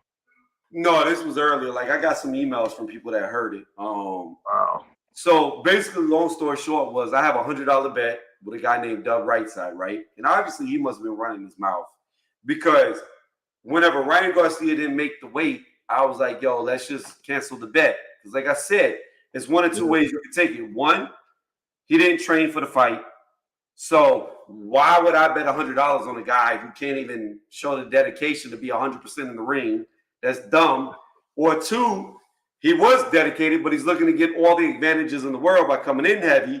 So now the other person's at a disadvantage. You know what I mean? So they could be like, after they lose, oh, he cheated. He didn't come in. It was too much of an advantage. That's, you know what I'm saying? So to me, it was kind of like, what's the point of going forward with the bet when he didn't make weight? It's dumb. Right. I mean, he missed it by 3 pounds. They could have canceled the fight if they wanted to. But I was wondering about that. Yeah. Well, Haney continued with the fight because he knows if he loses, he gets to keep his belt. So, so anyways, I told Dub, I was like on his channel, and I know nobody saw it. I was like, I messaged him on his channel, and I also emailed him. I was like, bruh, let's just cancel this $100 bet because he didn't make weight, right? Yeah. So it went from that to like, I guess he told other people because a certain couple of people were talking throughout the day about, oh yeah, Tony's reviews is scared to make bets. He's not a man of his word. He doesn't believe what he says. Because I said Ryan would win because I truly believe Ryan at 100% beats Devin at 100%. No issues, no problems. But when you don't make weight, why would you go forward with the bet? He didn't make weight. But Yeah. I digress because they want to pop off like the little chihuahuas they are. And like I said, the stereotype stands true. Of course, this was a person who was like 5'6", 140, 135 pounds, popping off when I'm not around. So fuck it. I emailed Dub and I was like, let's run the bet. I'm surprised he never showed up and he never emailed me back. So I don't even know where he stands with this bet because I emailed him way earlier about it, and he still hasn't wrote nothing back. But yet he's obviously telling other people like, "Oh, he wants out of the bet. He's scared," because it only could have came from him. Because how do these other people know? You know what I'm saying? Yeah.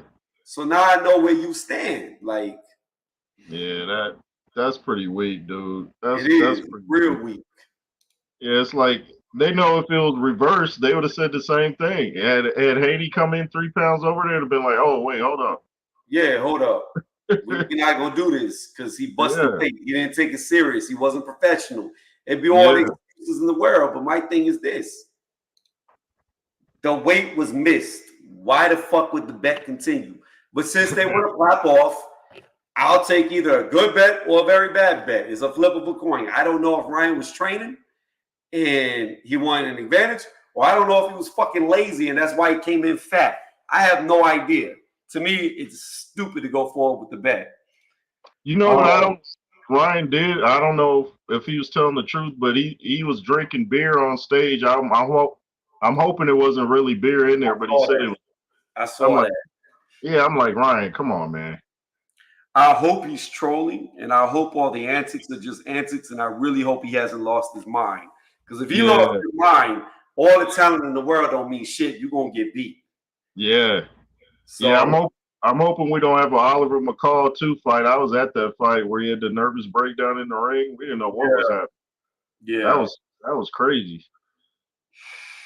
So that's the only part that scares me about this is that right there, what you just said. Like I'm scared history will repeat, and then it's just giving away a free $100. But fuck it, I'm all in now. So here's what it is.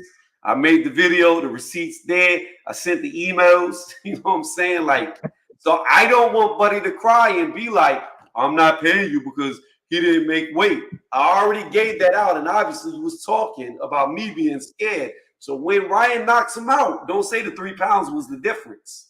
Yeah. I tried to give the out. I tried to give it.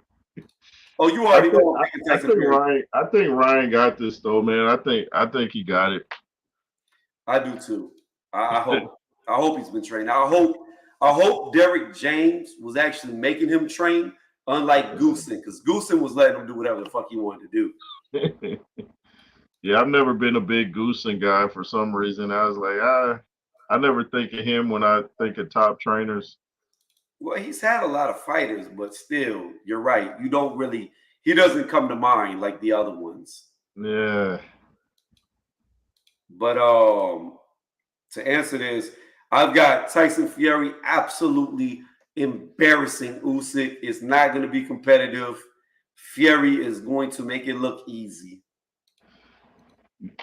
Man, I say Usyk, but I hope you're right because I want Joshua Fury rather than Joshua Usyk. So I hope I'm wrong. I hope you're right on this one. Well, if Usyk wins, he's gonna retire. He'll never fight AJ for a trilogy. It's pointless. He's already beat him twice. I don't care how good AJ's looked recently. He's already beat him twice. You know what I'm saying? Like that's why I don't want to see it. I don't want to see it. Yeah, AJ will end up losing a third time, or maybe he could win because Usyk is older. So maybe he aged him out. You know what I mean? There's always that possibility Usyk gets old overnight and has youth on his side in comparison. But I don't think AJ beats Tyson Fury either. I think Fury just outboxes him and stays away. I think it'd be a vintage how Fury fought Klitschko. He's just gonna be on the back foot, hit him with the jabs, stay away. And AJ's not really that good at cutting off the ring. He's a very good counter puncher when you come at him, but he's not a good chaser.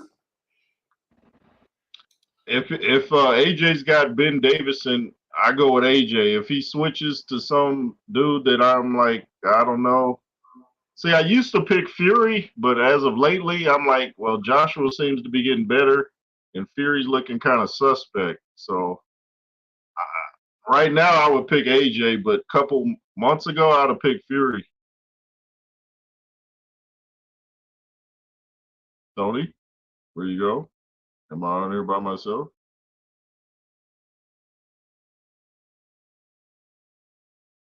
Hello?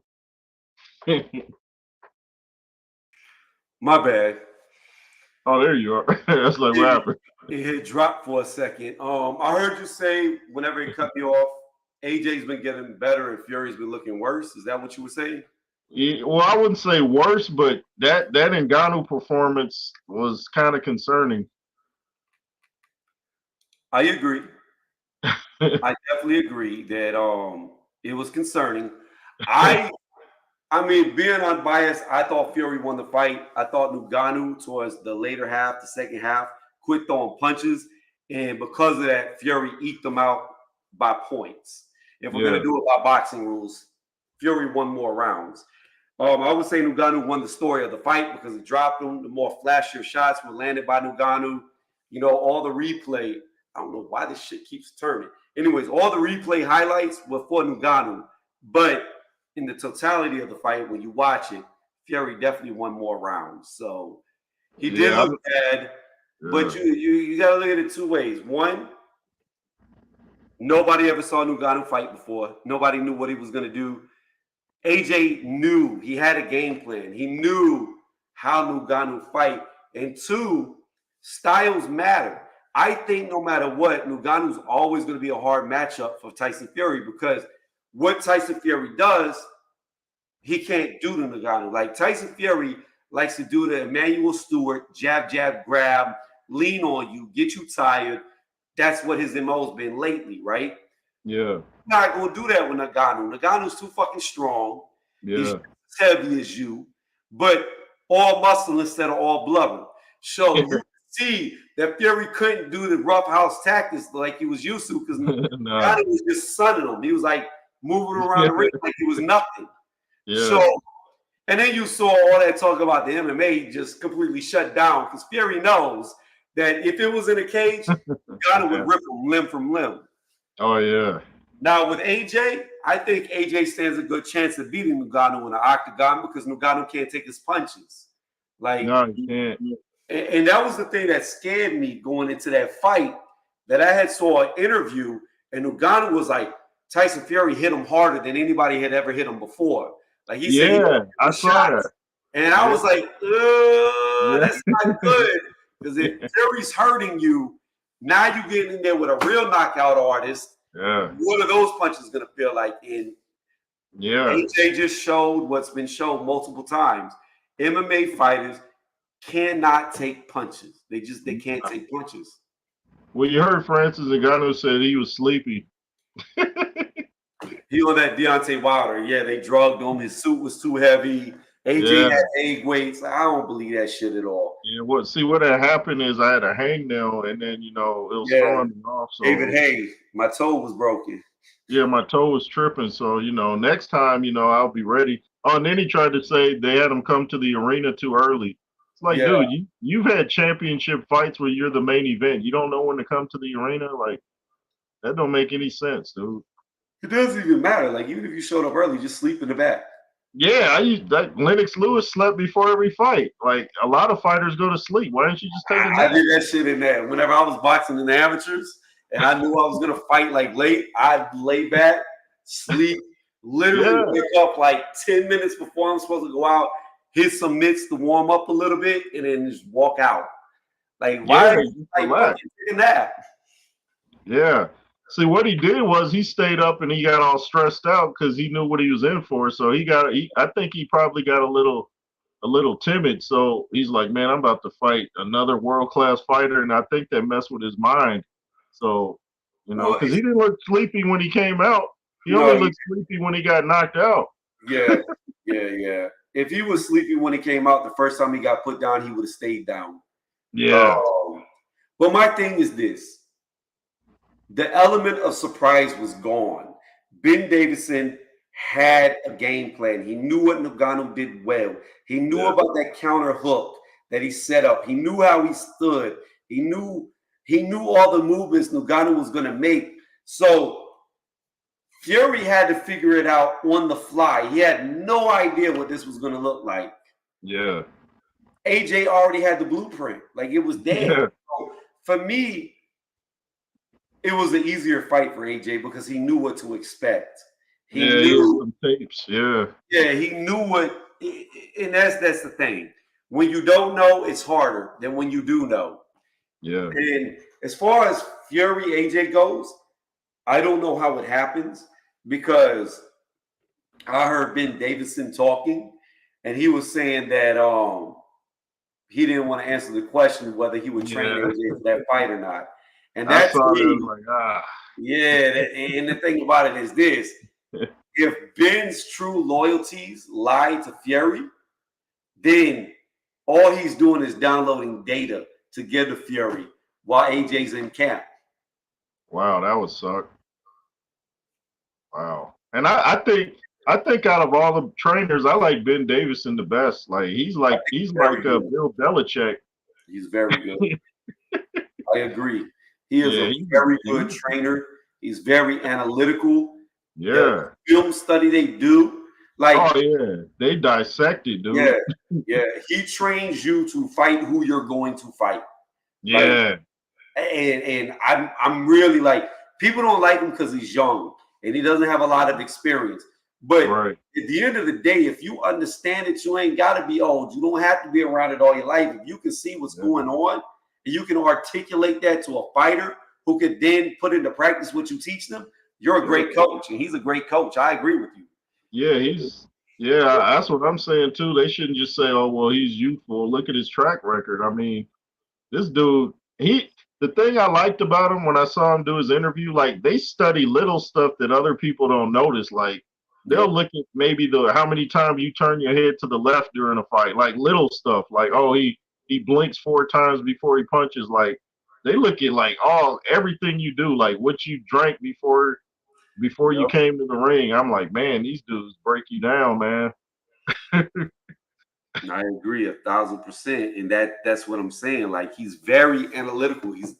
I agree with you. He's a very good trainer. Yeah, I love Ben Davison, man. He might actually be. I mean, he might actually be the best trainer out right now. That's what I'm saying. Like, if I was boxing, I'd pay him whatever he asks. I'd be like, hey, dude, just name it. I got you. People forget too. While we have Ryan Garcia, Ben Davison used to work with Devin Haney. Yeah, I forgot about that. You're right. Yeah. I forgot about that. Yeah. So I mean, he's been around a lot of champions and improved a lot of fighters. Like, the dude is great. I'm fearful that his true loyalties, because he's the one that brought Tyson Fury back from the breaks. He's the one that had a 400+ pound Fury that was with a fucking walrus and got him back, got him his title. Well, actually, no, I think it was a draw, and then he left him for Sugar. But regardless, he got him back in. I just don't know if he'd want to beat the guy that really made him who he is. Yeah, launched his career, so to speak. Yeah. So I don't know. I would just tell Fury, hey man, nothing personal, but I'm gonna go ahead and stick with AJ. We got a good thing going. You chose Sugar Hill, so deuces, homie. I hear you. I don't know if he'll do that. Like, I'm concerned by the way that he answers questions when it's brought up. He doesn't seem like he wants to train. Like, well, we'll see what happens, and I'm like, wow, okay. Yeah. But I knew what's his name? Who's the guy that trained Joshua for the rematch with Usyk? Eric James. Oh no, you're talking about Reynoso. No, the Garcia dude. Yeah, Robert Garcia. My bad. Yeah, I knew that wasn't a good fit. He was shopping around. He went to Eddie, then he went to Rob. Yeah, Rob. Yeah. When he got with Robert Garcia, I was like, oh man, nah. I But I don't. didn't even understand that because Robert Garcia was talking shit about him the whole time he was training him. You know, he tried to say he wasn't. He said, "Oh, I was." It got mistranslated. I said something in Spanish, and they mistranslated it like I Nah, said. nah, he was talking shit about him the whole fucking time. He had no faith in AJ. Yeah, that's crazy. Like you hire a guy to make you better, and he sits there dissing you. Like, dude, like, what kind of strategy is that? I agree. But I mean, it's like, even if you really felt that way, you don't let other people know you feel that way. Yeah, you That's don't just say so it public. unprofessional. Yeah. Yeah, you keep that in house. You don't go out there. Yeah, man, my fighter's jab is terrible, and see you Saturday. Like, nah, dude. Like, if anything, your trainer. I think that's what Ben Davison did with AJ. I think he got in his head and like reminded him, like, dude, you're a big dude. Just go Right. out there and fight like a big guy, and that's what he's doing. Well, the one thing I didn't like either is like, first off, he should have never taken his weight off. That was the biggest mistake he ever I made. I couldn't agree more. Because you saw his power Yeah, deplete. Like he just wasn't hitting the same. yeah, And I mean, through all the trainers he had before Ben, I felt like Tony Sims was the best. I feel like under McCracken, so Rob, who he started losing weight under, I feel like yeah, that was trash. Rob McCracken is not a good trainer. I don't know yeah, why he left Tony Sims.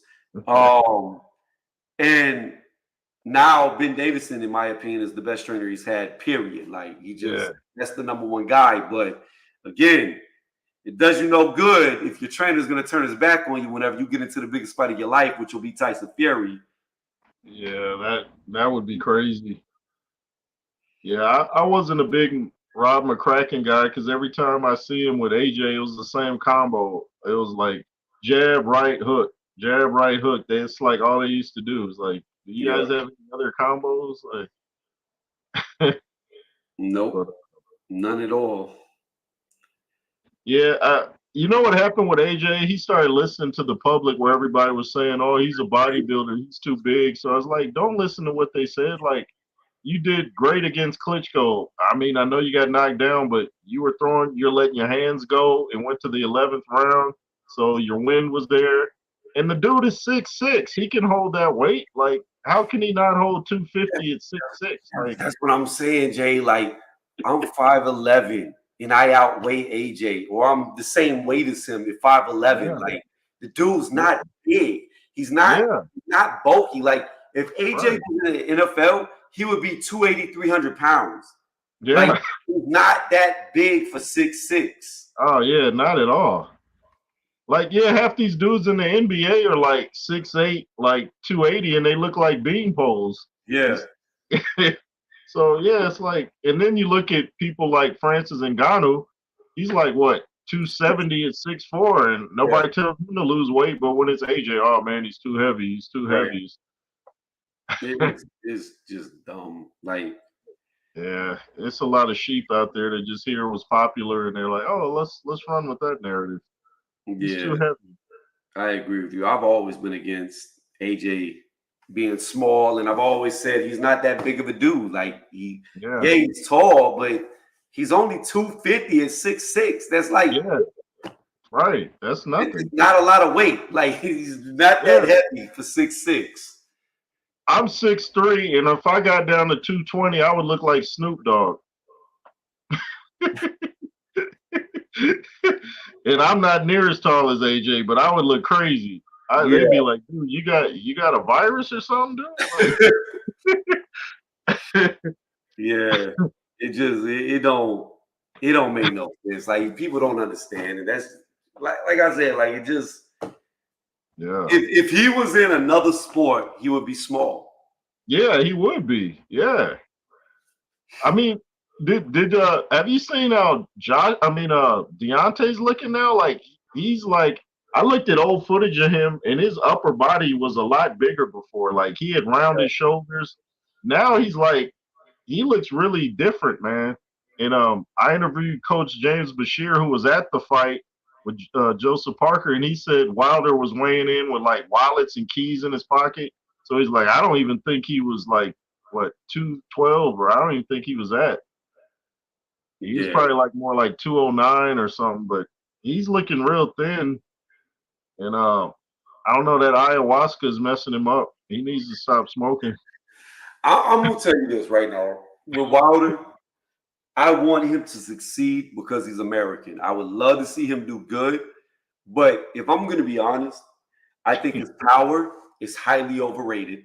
Chill. Hey, Um, hey, man, we agreeing on everything tonight, man. Yeah, I don't think he's like this mythical He's not. power he has. I don't believe in it because this is what I look at, right? This is all that matters to me. Who have you knocked out in the top 10? If I'm gonna Yep. go, and I even brought this up on another panel, I was like, I could go to a guy who never won a world title, Ernie Shavers, who's considered one of the hardest punchers ever, right? The Yeah. thing with Ernie Shavers is, though, is he knocked out guys who became champions after he fought. He knocked out guys who were champions and just didn't have the title at the time he fought them. He knocked out top 10 fighters in his career. He just unfortunately never won a title. He never Right. actually knocked out a guy while they had the belt, but he knocked out several guys who either became champions or were champions, right? When I Yep. look at Deontay Wilder, this is what I look at. This is what I break down his career to. Top 10 fighters he's fought. Bermain Stavern, he couldn't knock him out. Yes, he knocked him down twice in the first fight, but he couldn't stop him. He Yep. eventually stopped Stavern, but that was Stavern after he had been out of the ring for 2 years Yeah. and fought anybody, and then he knocked him out ring rusted. I don't count that because he wasn't actively fighting. So you Right. have Stavern, who was the champion, who won it in a vacated title against, I think, Areola, or was it Molina? It was one of both of them I sucked. think. Yeah. I think. It was I forget. Areola, I think. I think it was Areola he beat. Yeah. It might have been might Molina, have but been. they're both the same to me. They're on the same level. They're trash. Yeah. They're C-level fighters at best, both of them. Yeah. So he beats Stavern, who's probably one of the worst champions ever in the history of the heavyweight division. Yeah. So he beats Stavern, but couldn't knock him out. He fights Tyson Fury 3 times, couldn't knock him out in all 3 fights. Okay, Nope. so now that's 4 fights right there that he couldn't get the knockout. He fights Joseph Parker, who was an ex-champion. He couldn't even hurt him. Nah. So Nah. I don't believe Luis Ortiz was in the top 10 when Wilder fought him. But even Nah, if he you wasn't. give him the benefit of the doubt and say he was a top 10 fighter, which I don't think he was, that means in 6 fights, he can only knock out 1 guy in the top 10. That's a 16% knockout ratio.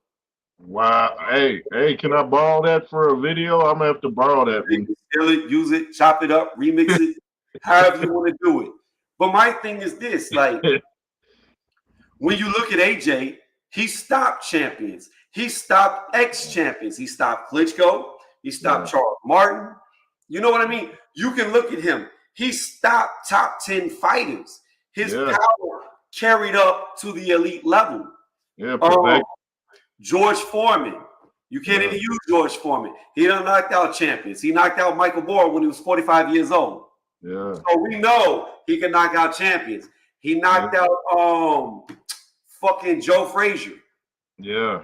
So and then like people like try to shit on Mike Tyson for whatever reason because they like Deontay Wilder, so they by default hate Tyson. Yeah.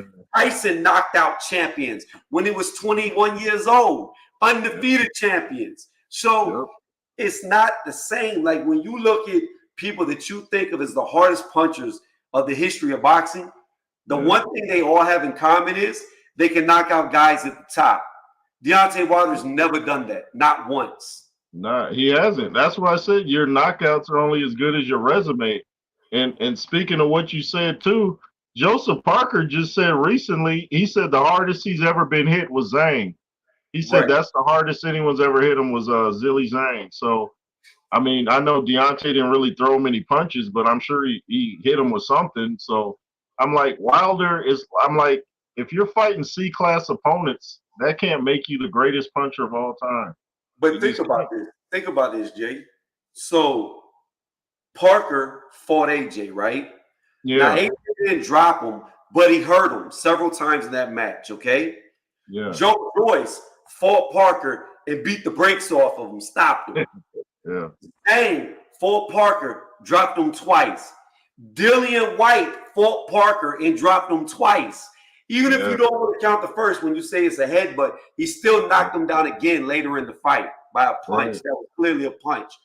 These are hard punchers that all hurt Parker or dropped him. The only difference is allegedly the hardest puncher ever in the history of boxing couldn't drop him or hurt him. Yeah. It's overhyped. It's overhyped. Yeah. Man, I just pulled up David Tua's greatest knockouts. This dude was actually, he had people folding up like the Matrix. I was like, I don't even remember seeing this. Like, right. Pull up, like David Tua would have killed Deontay Wilder. Like, but even if you look at David Tua, right? Who did he knock out on the elite level? No one. That's a good point. Well, yeah, when he fought Michael Moore was kind of on the decline. Yeah. We would have to see how many losses more, because he had already lost to Foreman. Yeah, he lost to Foreman, and I think he lost to Holyfield in the rematch. Yeah. So he wasn't even the same fighter by the time he got in the ring with him. But if you take away Michael Moore, who else did he knock out? Oh, John Ruiz, but John Ruiz was like, Roy Jones beat him. Yes. And then he ran from the heavyweight division after he beat him. Yeah. Only to go down and get knocked out. Like, fuck, you should have just stayed at heavyweight. Yeah, because he blames that. He keeps saying that weight loss is what messed his body up. He's like, I never should have dropped. I was like, yeah. And they were talking about him fighting Mike Tyson and Lewis at the time. He would have got destroyed. Well, the thing about Mike Tyson is this, right? To me, if Custom Model would have never died, Mike Tyson would have never lost. Yeah, I don't care what anybody says. He would have never lost under Custom Model. Even though he kept the same trainers. Well, they got rid of Teddy Atlas. They kicked him to the curb. Yeah. But the thing about it is this. You can see the decline in what Tyson did great after Cuss died. Like once Cuss was gone, all the head movement, everything he did to get in, he started looking worse and worse fight after fight. Yes, he ended up becoming the champion, undisputed, after Custom Auto died. However, that doesn't take away from the fact that the stuff that he was doing under Cuss, he quit doing it. Yeah. What's the other trainer he had too? The other trainer they got rid of from New York. Rooney. Yeah, Kevin Rooney. Yeah. So that's what I'm saying. Like you started to see the start of the spiral. It was already coming. And then like him talking about that he was running through them Japanese I heard. I was like, wow. Doing drugs in a hotel before he got in there with Buster Douglas. That would have never happened under Custom Auto. That would have never happened. Yeah, Custom Auto would be like right now if he saw the stuff Mike was doing, he'd be like, "Hey, dude, what's going on, Chief?" Like, I think Ben Davison is almost like a modern day Custom Auto. Like, they both have they love boxing, man. Yeah, they love film study too. Yeah, I don't know if you saw the public workouts with Ngannou and Joshua, but when Ngannou was in the ring, like shadow boxing, Ben Davison and all them were just staring like with a blank expression, like, okay, we're taking everything in. Yeah, we're taking notes right now. Keep doing it. Keep giving us your secrets. Go ahead. Yeah. Throw that jab. Throw that hook.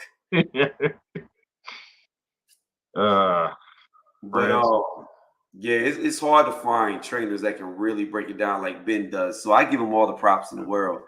Let me say something. Tyson and Bobby Brown was doing lines off of strippers' butts in Tokyo before. Yes, I know that. That's facts.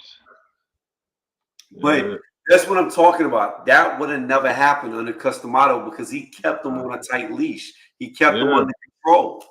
Yep, he kept him in the gym because he knew the minute he got to the streets, he was gonna go buck wild. He's gonna revert back to what he was before. Yeah. Especially when you get money. Money don't change you. In my opinion, I love this saying, money doesn't change you, it just reveals who you are. I say that all the time too. It just Yeah. reveals well you can do the things that you couldn't do before. So if you're a Right. womanizer, you're gonna be a bigger womanizer. Bigger. If you're a thief, you're gonna be a bigger thief. It Yup. just amplifies whatever was in you. It brings it out. Mm-hmm. So he's like, even Holyfield was saying like when he got money, and he's a Christian, he said the minute he got money, he started sleeping around like, oh, I can get girls now. He's like, oh, Yeah. okay. He was running home. This dude talking about I'm a Christian, but he got like 30 different baby mamas. Like, get the fuck out of here.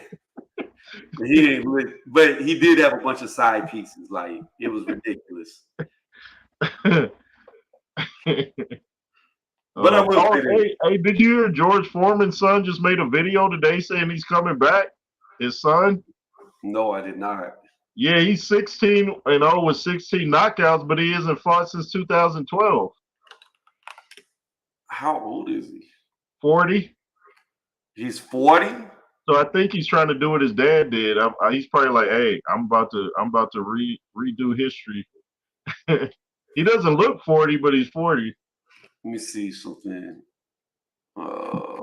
Isn't that George Foreman the third that was boxing? Let me see. Yeah, yeah.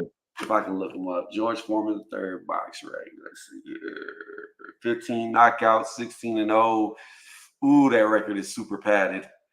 6'5". Yeah. Counterpunch Boxing did a video.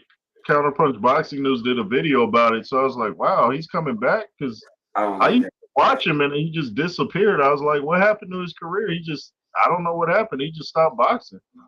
I don't like Kurt. I don't like that dude at all. That dude is the fakest dude. Oh, that's the homie, man. You guys don't like Ain't no fucking homie. My dude, I got receipts. You should go back like 4 to 5 years ago before he blew up, right? Mm-hmm. This dude was stealing my content. Oh. No, for real. Like stealing my content. I've got videos of when I posted stuff and he posts the same fucking thing. And it got weird. I got like, do you know who Black is UGC Flame? Oh no, I don't know who that is. Okay. Well, Andrew Tucker will know who that is, right? Uh-huh. I've got his whole group. Everybody could tell you, right? Like I had shaved my hair off and buzzed it. And the next video, that dude buzzed his hair. I grew out my beard, and the next video, he was growing out his beard. Like it was fucking weird. And then I'm gonna tell you where it gets even weirder. I made up a fake story and dropped it, and then he came out with the same fake story. No bullshit. No bullshit. I was exposing this dude. Man. Fake as fuck. Boy. I don't like that dude. I don't like that fucking dude. Oh man. Oh man. Dude, man. I didn't know you guys had beef. Oh wow. Hey, I don't have no beef. I just don't like a motherfucker who steals content. Like that dude. I mean, you know what? He did it better than me. He fucking damn near verbatim copied everything I said, and he blew up and I didn't. So props to him for being me better than I was me. Props to him. I caught a British channel doing that to me. I labeled a video Dillian, and then I go and look, and they got the same title like right after. But they're a bigger channel than me, so they didn't care. I was like, dude, what are the odds of you just happening in your video Dillian? Like, okay. Yeah. It's like, you know, they stole it. They start talking about the same shit in the same content. But yeah, your boy Kurt, like he notorious for taking people's content, especially smaller channels. Oh man. The YouTube boxing community, man. Yeah, man. How long you been on YouTube? I started way back in 2017. So on YouTube, I never really made videos. I want to say I created just the account like back in 2008, just to have an account. And then I want to say like around like 12, maybe after 12, like maybe 2012 may have been when I dropped my first video, but it had nothing to do with boxing. It was just working out. And then I never took YouTube serious. Like I had numerous videos that had like millions of views way back for lifting weight, but whenever YouTube changed their policy with music playing, they all got taken away, all of them. Oh wow. I was never monetized. Like way back then, I would just drop a random video, this weight, lifting this much. I lied about the weight. I always made myself lighter than what I really was, just for the clicks. But anyways, I digress. I digress. Um, but I was doing this like progress video showing my dad because he used to always be real big into bodybuilding. So like when I was doing like 400 plus pounds, 455 on the bench, etc., I was just doing progress. I'd do like one video a month, whatever, and they would always jump up in views, huge. Wow. But I never took YouTube serious back then because I didn't look at it as like, oh, you can make money off of it. So then I got injured and I went from about 230 pounds to 160 pounds. Oh So wow. I couldn't do anything. I blew out my left hamstring, and then soon after that, I blew out my left Achilles tendon. So Oh. it was just one Wow. injury after another injury, and when you don't have your legs, you can't do nothing. And I Yeah. just like withered away. And I mean, I was smaller then than I was like in middle school. Well, that's a Oh lot. wow. I was like back to whenever I was like 15 years old, you know, like small. I looked emaciated. I looked like I was half dead at 160. But and then that was like 8 years ago. So over the last 8 years, it's just been a struggle to try to get from 160 pounds back up to where I am now. Oh yeah, I got you. So, Wow. and I never took no Diddy injections to the butt. So it's been an 8 year progress to put my weight back on. Oh yeah. Hey man, you looking fit, bro. I appreciate it. What's going on, Teach? You Hey, I'm gonna know get off what? webcam. I'm gonna get off webcam. I'm gonna listen to y'all, but I'm gonna be eating food in the baggroup. Oh, I All right. got you. I gotta Go ahead. talk to you, Tony. So what's up, guys? Hey, Tony.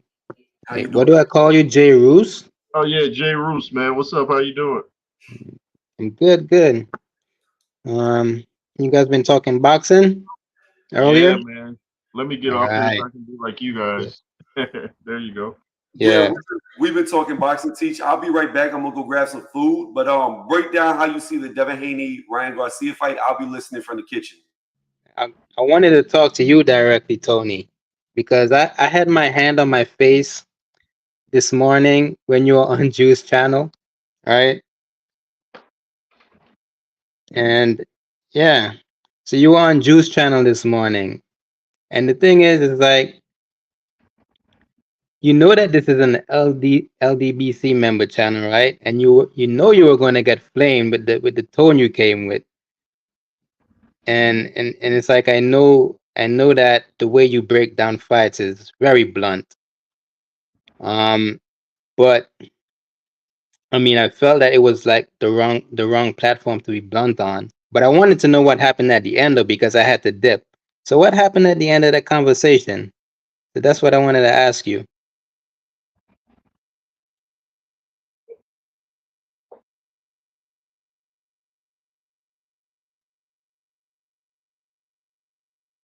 You gotta wait till he gets back.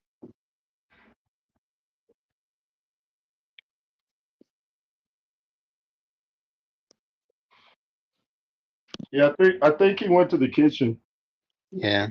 I don't know if you heard me speak, but yeah. Yeah, if you go on these LDBC channels, man, you know you're gonna get some crazy stuff. Yeah, and that's the thing. It's like I'm there this morning in the chat and I'm like, oh no, I know Tony's gonna go off now. And I'm like holding I'm like my hand is on my face and I'm like, oh no. Because Tony, I listen to Tony, he's real blunt when it comes to his prediction. Uh-huh. So I know the tone of voice he's gonna come in. And yeah, he did what I expected him to do on that channel. But it's like, damn, this is like the wrong channel to be doing this on because I know he's cool with you, right? But Yeah. the other people, like June know how Tony's gonna come, but the other members, they don't know how he's gonna come. Yeah, So yeah, they these were flaming him there, man. And I had to leave, so I wanted to know how it turned out at the end. Yeah, some of these channels are so bad. I don't even. It's like they take it way too seriously. Like y'all got to calm down, man. Yeah. But Jew, I definitely rock with. So I rock with Jew. But and I know Drew rocks with Tony too because he's always on the platform. Oh, But the okay. other yeah, but the other members were just going in on him. Oh man. Yeah, Wow. I think he said he'll be I think he hears you from the kitchen. He just can't respond till he gets back. yeah. I'll wait till he get. So how did you guys break down the fight? How do you see it going? I actually got Ryan too, man. I think he's gonna catch Devin with a counter punch, and I know he's big with the left hook, but I somehow just think he's looking really big, man. And I know Devin Haney's gonna come in rehydrated tomorrow, but I just think because Ryan's the harder puncher and he seems to be a little bit off right now, I think that might actually help him because he just seems real more determined than I've ever seen him. But I'm thinking he's probably gonna at least drop Haney in one of the rounds. I don't know if he'll stay down, but I think he could at least drop him. So I don't know, man.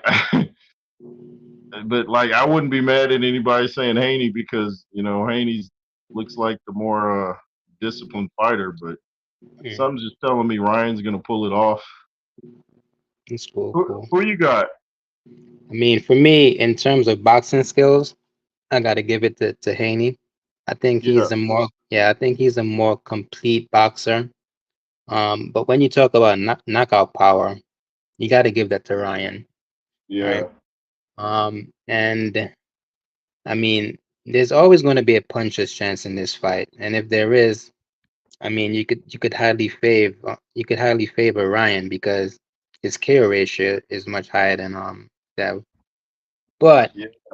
I just think Devin has the IQ to counter this, to counter whatever he comes with. Uh-huh. Um, and I'm not I wanna compare the Tank fight. Oh, well, I want to compare Tank to Dev, right? In a way, and I don't know if you guys are gonna agree with this or not. When Tank fought Ryan, Tank pretty much said he didn't expect Ryan to be that slow, right? And everybody is saying how fast Ryan is, but when it comes to, I guess you could say, elite fighters, I think they are going to have the eyes to see his hooks coming, and I believe Devin Haney is one of those guys as well.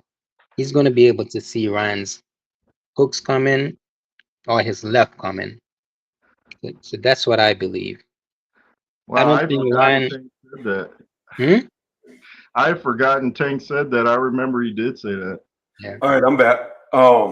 So I'm gonna recap some stuff. Yeah, of course Ryan Garcia was slow because he was half dead on the scales and he wasn't allowed to put his weight back on. So when you're weight drained, you're gonna be much slower than you normally are. So Tank had all the advantages in that fight. Now, as far as Drew Titan goes, Teach, you gotta understand. I walk into the Lions den. I have no fear. And all of them LDBC channels know who I am. I've been on multiple LDBC panels, and there's no bad blood. Now, some of the other people who jump up on the panels who are randoms, I don't know who they are. They talk, but I don't know how much you could hear, but I was talking shit back the whole time Yeah, to the you were. Jordan girl, talking about his panties getting moist and shit like that. Like I was talking all types of shit. Um, Cause you're not gonna out talk me. Like it's not gonna happen. I'm from New York. Like I was born talking shit. So I don't care if it's 30 motherfuckers. Y'all go ahead and line up. I'm about to buffet and eat y'all all. Um, but yeah, like Drew's cool. Like I ain't got no problems with Drew. Yeah, when you went in there and you were like, I mean, you could have simply said, Ryan is gonna knock him out. But when you came with the tone saying Ryan is gonna knock him the F out, it's like, oh man, this is gonna get heated. I know this is gonna get heated. How did it end though? Because I had to leave. I had to leave. Yeah, I had to leave. So I don't know how it ended. What happened? No, it ended fine. Like, you know, one dude kept trying to talk, outwitted him, out talked him, and then Drew tried to like moderate. And then after he moderated, it got calmed down, and then I said my little piece, and that was pretty much it. Like there was no bad blood after it was all said and done. All right, that's good. That's good. Cause I know you visit Drew's page a lot, so it's good Yeah, that it. like so my first interaction with Drew Titan, I never knew who the hell he was. Um, what's the guy's name? Barbershop Conversation. What's his name? I forget. Red or something like that. Yeah, I can't remember his name. But anyways, so Drew Titan was over there on that dude's channel, and some guy caught up. It was I don't know. I guess they didn't like him, and then randomly he was like, "Oh, I know who you are. You're Tony's Reviews. I know who you are." And it wasn't me. It was some random dude. And I woke up and like I saw that motherfuckers was spamming my channel talking about, "Oh, you're this, you're that, you're racist, blah blah blah blah blah blah blah." And I was like, "What the fuck are y'all talking about?" Right? So then I found out that he called this caller me. So I started a live. And I was like, I don't know who the fuck Drew Titan is, but I'm calling him out, right? So he hopped over on my live. And what was so crazy about it is I had COVID at the time. I couldn't even barely fucking talk. I think the live's still up. So I had COVID and I'm doing this. And then long story short, he ended up apologizing to me, which I could take. So once he apologized, bygones were bygones. He made a mistake. He admitted he made a mistake. He apologized. And then randomly I'll bounce over to his channel since then. Cool, cool. So way back in 2019. Okay, all right. I Hey, guess. guess what? Yeah, guess what? So I was on the clock today, work, but I was in Brooklyn, and I decided to stop by the Barclays Center. And man, I was so disappointed. Like What? I got there, and it was like a ghost town. So I got there, it's like a ghost town, but everybody was packed in that ticket center, right? And it was like a moderate group there. Maybe 70% of the space was filled. But man, I expected more people to be there though. Like when Tank and Rolly fought, like the place was packed. Not fought, but when they had the presser and all that stuff before the fight, it was packed. Well, Wow. yeah, Tank pulls a lot of people though. And, What's going on, and Prodigal? How you doing? And let me answer this question real fast. So BDA, I don't like BDA. That dude's fucking racist. Um, he's racist to black people. He's racist, period. And I don't fuck with racist people, period. Um, the dude said some off the wall shit to me before in the past when he thought I was black. And I've let his little bitch ass know how I feel. So that's why I don't go to his channel because he's a fucking racist. And I don't fuck with racists. yeah, but yeah, while I was there, like I met Drew while I was there, and I met a different guy. But let me ask you a question. Um, so we see Ryan coming forward in this fight, right? But he's gonna have to. Right.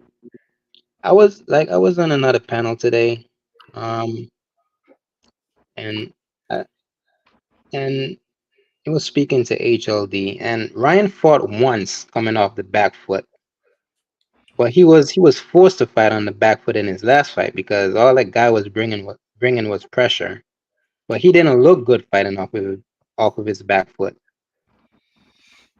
Do you see Ryan fighting off of his back foot in this fight at any No, point? no, not at all. So this is what I'm hoping. I'm hoping I said this earlier before you got on teach. I'm hoping that Ryan is a man of his word. I saw you, Jay, looking huge over there. I'm hoping that Ryan is a man, excuse me, not Ryan. I'm hoping Devin is a man of his word and does the Tyson Fury thing and goes to the center of the ring against the knockout artist. Because then it's gonna be an early night for Ryan. He going home with a knockout. If Devin is that stupid and steps to him, it's over. Like the fight is over. There's no fucking way Bunny Paws is gonna be able to stand in the center of the ring. So with that being said, Devin will not be able to push him back. When Devin feels the power, and he's going to feel the power, he's going to be on the back foot all night. All right. And how do you feel about Devin? Not Devin. How do you feel about Ryan missing weight? I mean, some people are calling it smart because he doesn't have to be that weight drain, right? But Yeah. I mean, you could talk about how he's being undisciplined and the amount of money he lost. So I want to know both of your thoughts on that. So my thing is this is 50-50. I don't know. Like I have $100 bet. I didn't want to go through with the $100 bet because he missed weight because it's one or two things. And either way, it's shitty for either person in the bet. One, he missed weight because he's undisciplined and he wasn't training right. And he just wasn't doing the things he needed to do to make weight, which is already a huge disadvantage if that's the case. Or two, you could be correct and other people could be correct. And he missed weight on purpose to have the advantage. So if he missed weight to have the advantage, then it's going to be an advantage. And it was a very smart move. If he missed weight because he's undisciplined, he's been partying instead of training, then he's probably going to get his ass whooped. So it's hard to know why he missed weight. Yeah.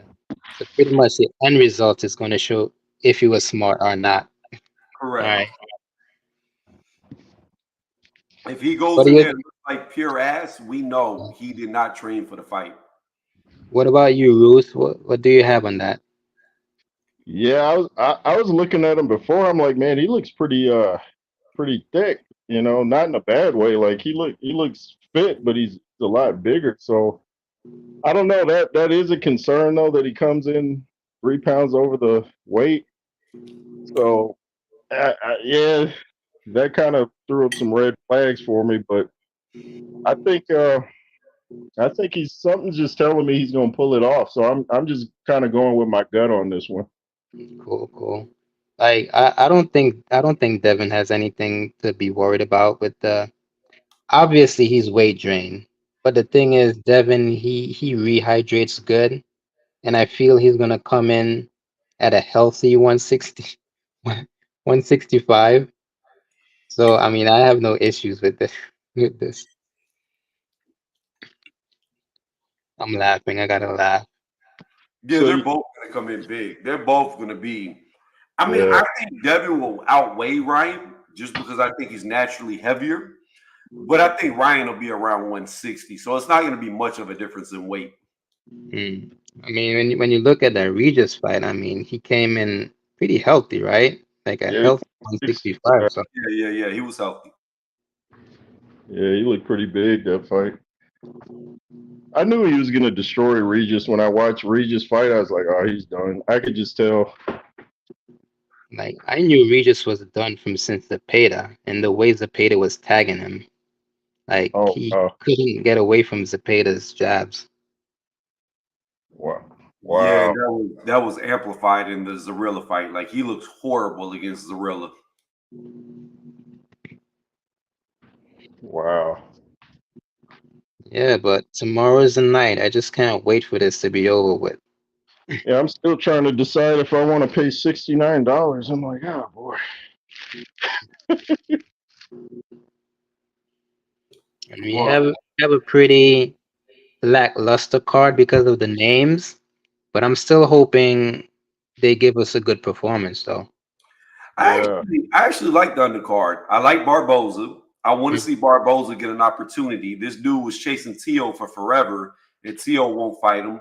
And Conwell, he's a very good fighter. Now he hasn't fought in a while, but you got to remember, Conwell is the guy that fought Patrick Day when Patrick Day passed away in the ring. So the mm, dude, and Patrick Day was a very good fighter. Like he had an extensive, great amateur background. So the way that Conway unfortunately, killed him, but more importantly, outboxed Patrick Day tells you he's a very skilled fighter. So I like those two fights. and personally, I'm only interested in the scrappy fight only because I mean he has the opportunity to fight in Japan, pretty much where these Japanese fighters dominate. So that's a big opportunity for him. So I hope he gets past this guy. and then I just hope he gets the title shot from the guy in Japan. See, I don't like Scrappy. Scrappy to me reminds me of like a shrunk down Teofimo Lopez. He says the weirdest shit, is cringe as hell, and I hate listening to him talk, just like I hate listening to Tio talk.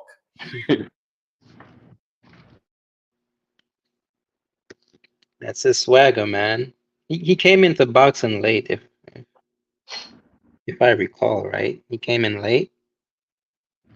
I'm Yeah, not he sure. came in. I want to say Scrappy started around like 12 or 13. Okay, that's kind of early still. Yeah, but I mean, he has his own swagger. He has his own style. I can't hate.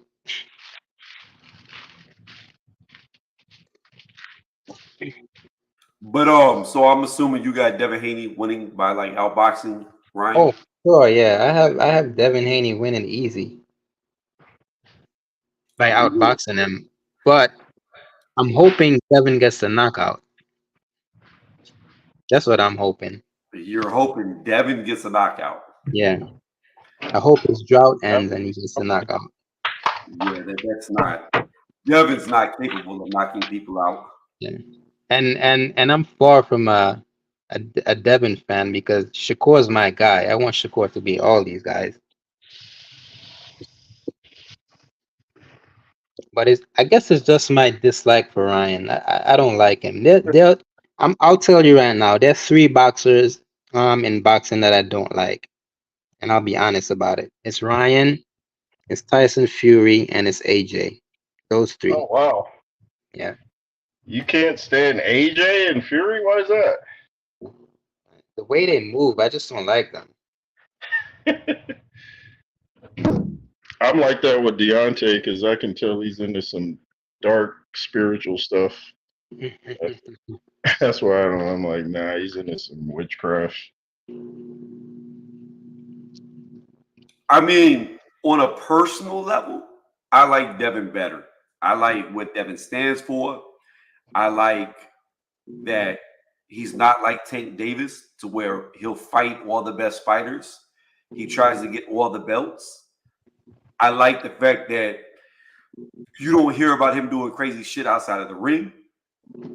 He tries not to cuss to be a role model for younger kids.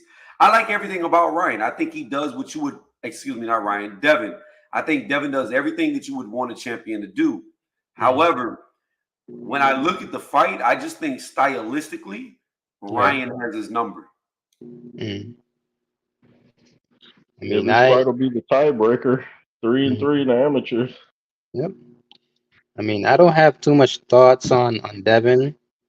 For me, I know the guy's just skilled, and at the end of the day, I just think his skills are better than Ryan. Um, the way that whole family moves, I don't like it, but I do think Devin gets unnecessary hate for the stuff his father does. When his dad is doing all of the fugazi stuff. Yeah, Um, Bill Haney's a trip. yeah. But at the end of the Yo, day, I just want Shakur and Dev to fight, and I want Shakur to beat his ass. I I want, spoke to Bill Haney a long, long, long time ago. yeah. And I told Bill, I was like, keep Devin away from Ryan because Ryan gonna knock your son out. Wow. So we gonna see if I was correct. Cause Yeah, do I'm know, always, do know I am gonna gloat if I'm right. oh, by all means, you should. Yeah. By all Some means. got a glow. But I So, told what you missed teaches Drew said he was going live Sunday at 7 p.m. I yeah. told I told him I would be there to eat my crow if I'm wrong. Hmm. Hey, I'll be there in the audience. Pull up a chair to the show. Yeah. So, what about the other upcoming fights are you looking forward to? I mean, we have the Bivol and Better Beef undercard.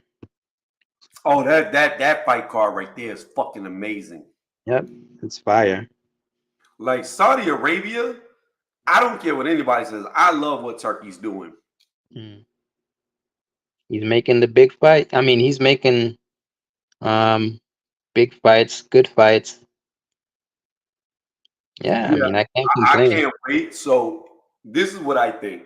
I think they're planning on getting rid of all the sanctioning bodies and just having one belt that rules overall because they created their own undisputed title. And what I'm hoping they're doing is they're spending all this money. So when Better Be Beevil fight, you have an undisputed champion, right? Now the sanctioning bodies don't fucking matter because you know who the best is. You have one belt. That's all you need to worry about. When Tyson Fury and Usyk fight, same thing.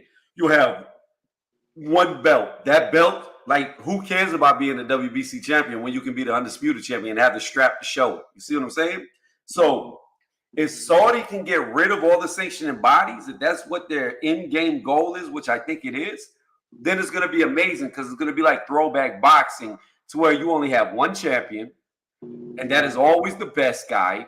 There's no argument about this guy or that guy is the best. And then the Saudis can control it like they're doing now, and they make the best fight the best. Mm. Yeah. And so you think there's going to be a coup d'état? Is that how you say it? Coup You d'état? exactly. But man, that's going to be tough though. I mean, I could see something like that happening with the WBA, the IBF, and the WBO. But it's gonna be hard to get rid of Suleiman though. That WBC. But how? Why? Because think about this, Teach. The PBC is falling apart. They're losing fighter after fighter after fighter. Like they really don't have nobody left. Like they got 154, and that's about it. So when you have 175 that now Mm. belongs to Saudi because it's the undisputed title. When you have the heavyweight, which is normally the pristine division that has the undisputed title, now all you got to do is go to cruiserweight, which Eddie Hearn controls the cruiserweight, him and Frank Warren. Okay, so now you have the three top divisions can all be that 168. They can already pretty much hand Canelo the undisputed title, and then he doesn't have to defend his titles, the other ones against anybody because he doesn't have a mandatory besides who Turkey tells him to fight. And he's with Matchroom slash the Zone. So like really, from 168 and above, they could get rid of all the titles and just have undisputed. But let me tell you this. You gotta pay attention to Suleiman and Turkey, right? All these new belts that they're presenting, who are the ones making them? It's the WBC, right? So this new undisputed belt, WBC is the one who made it. Um, I think they designed some previous belts before this, and it was WBC who pretty much made that as well. Right. But you know what? You can be the victim of your own demise. And I think that's what they're doing. They're playing them.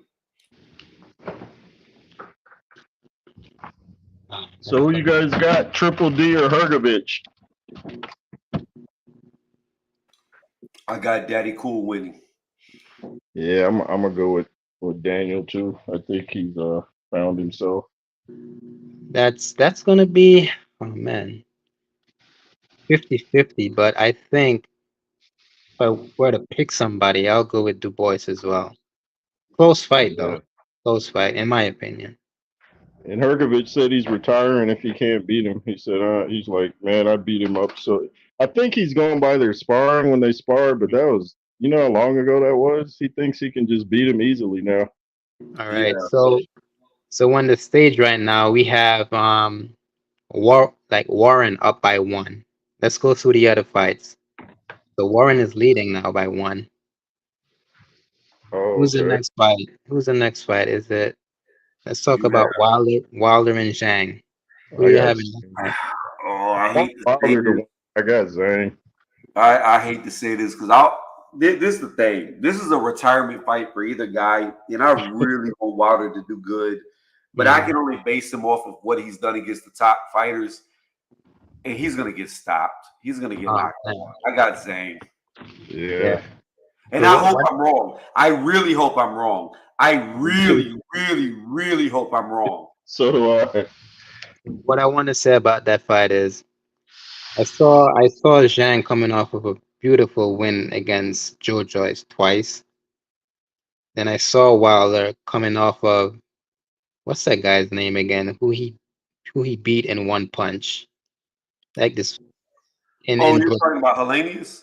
yeah, Hellenius. He came off of that fight which was nothing. Like he Yeah. didn't get any rounds in, and that punch was like suspect.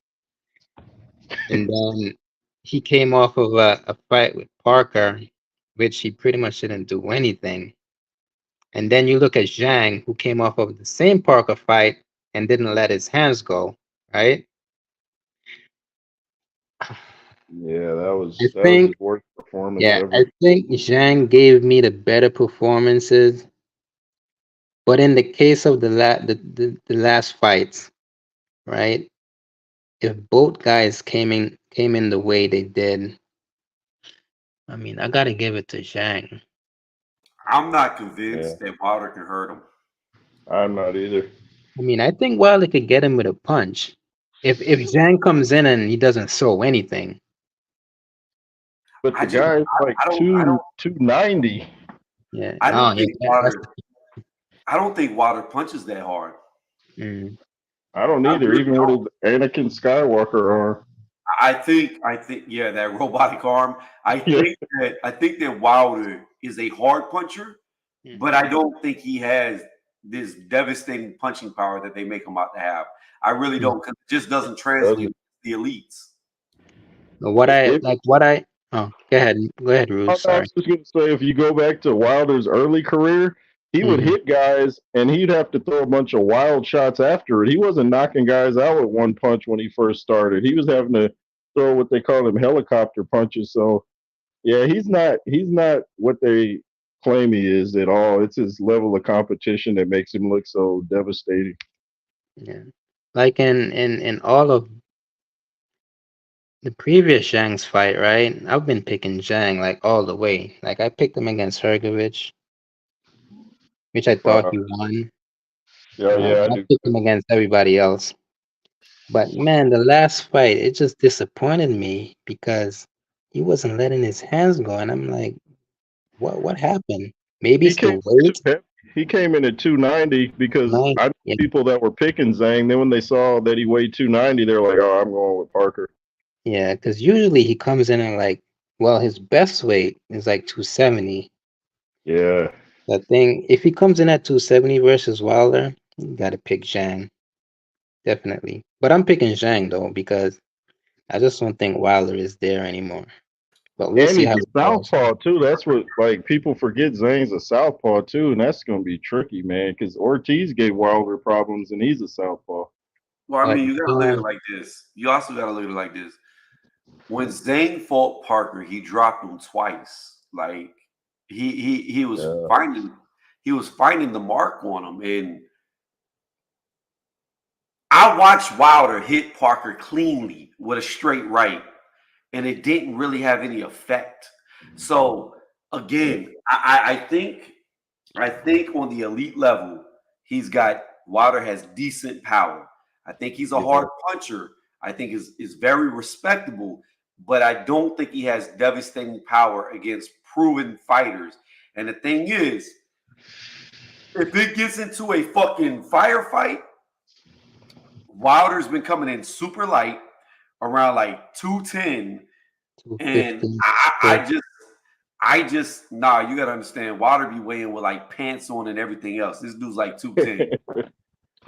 He weighs in with his shoes on, his pants on. You gotta start deducting weight. So my thing is if he gets into a firefight, Zane gonna knock him out his shoes. Yeah. I mean, what I would say about that is I think the heaviest he came in was like 230 something, and that was in the last Fury fight, I believe. Yeah, he And was that two was thirty for that. yeah, that was a huge mistake. Like he didn't. He said he was doing it because he said when he clinched Fury he could feel the weight, so he Yeah, was trying to feel stronger. But I'm thinking, man, Zhang weighs like the same thing as Fury, and he punches harder. So like he's you're in heavier. trouble. He's heavier than Yeah, Fury. Zhang weighs more than Fury. Yeah, Like Yeah, and the thing is I don't think it was a mistake that he came in 235.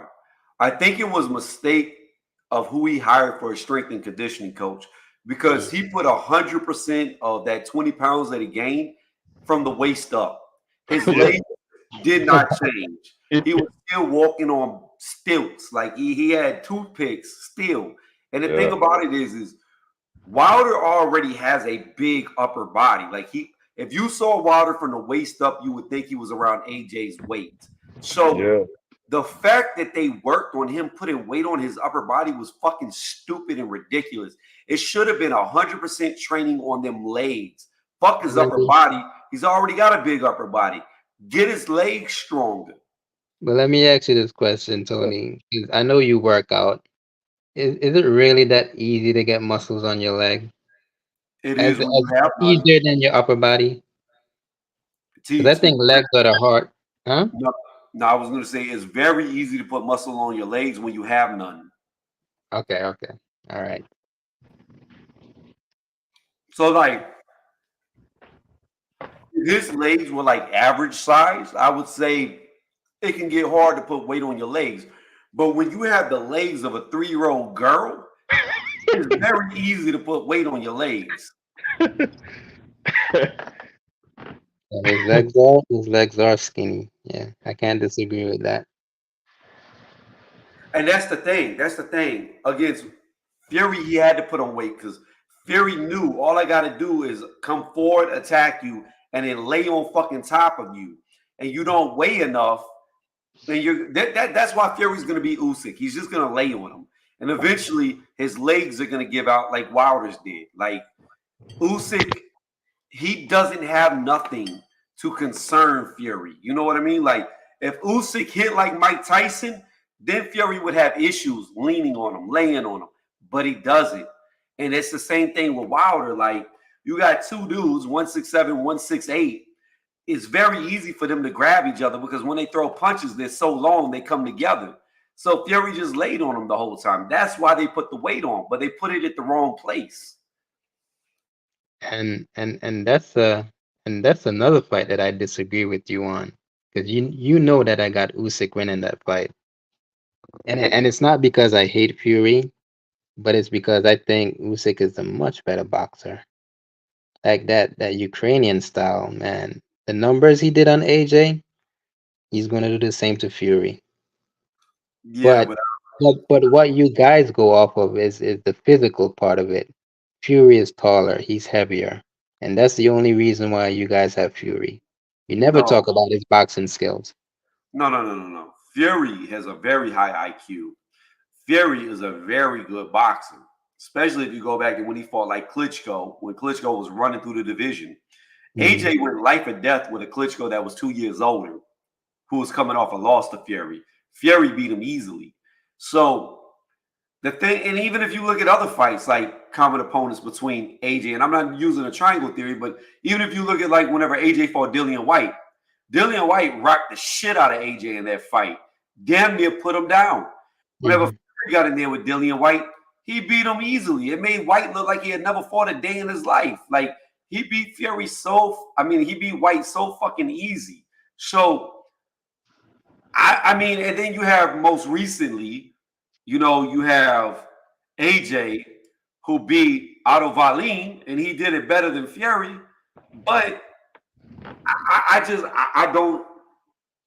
AJ to me does not have the mobility. He does not have the agility to fight somebody like Tyson Fury.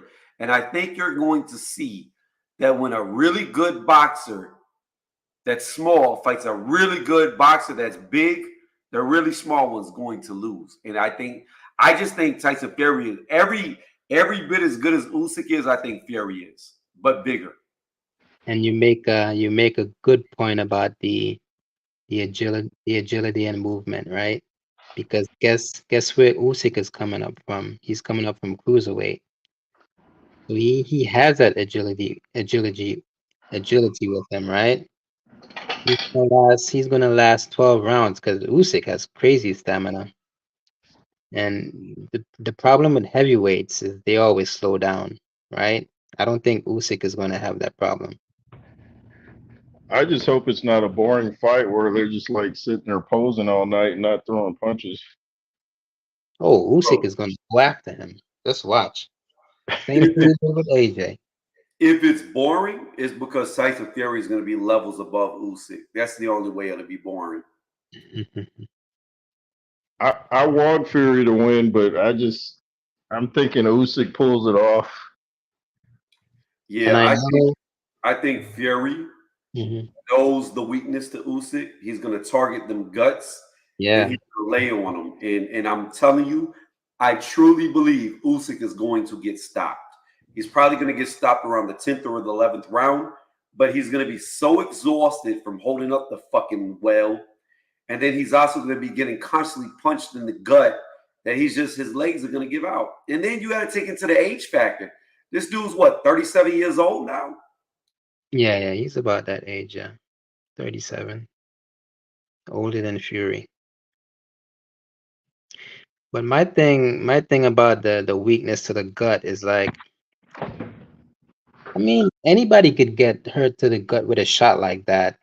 Because if you're not bracing yourself, right, you're gonna get hurt. It's like the solar plex. You're gonna get your wind stopped. Yeah, but So and it could happen to anybody. Usyk's been hurt to the body numerous times throughout his career. Yeah, It was with that's Fury. I remember one at a time after that. Before that. didn't Beterbiev knock him out? Not knock him out, knock him down. Yeah, in the amateurs he did. Yeah. Yeah, but I mean, they fought a couple of times and Usyk beat him. Oh, he did it. Yeah, Usyk beat Beterbiev, yeah, in the amateurs. And you could see it on YouTube. But there's a couple of times they fought.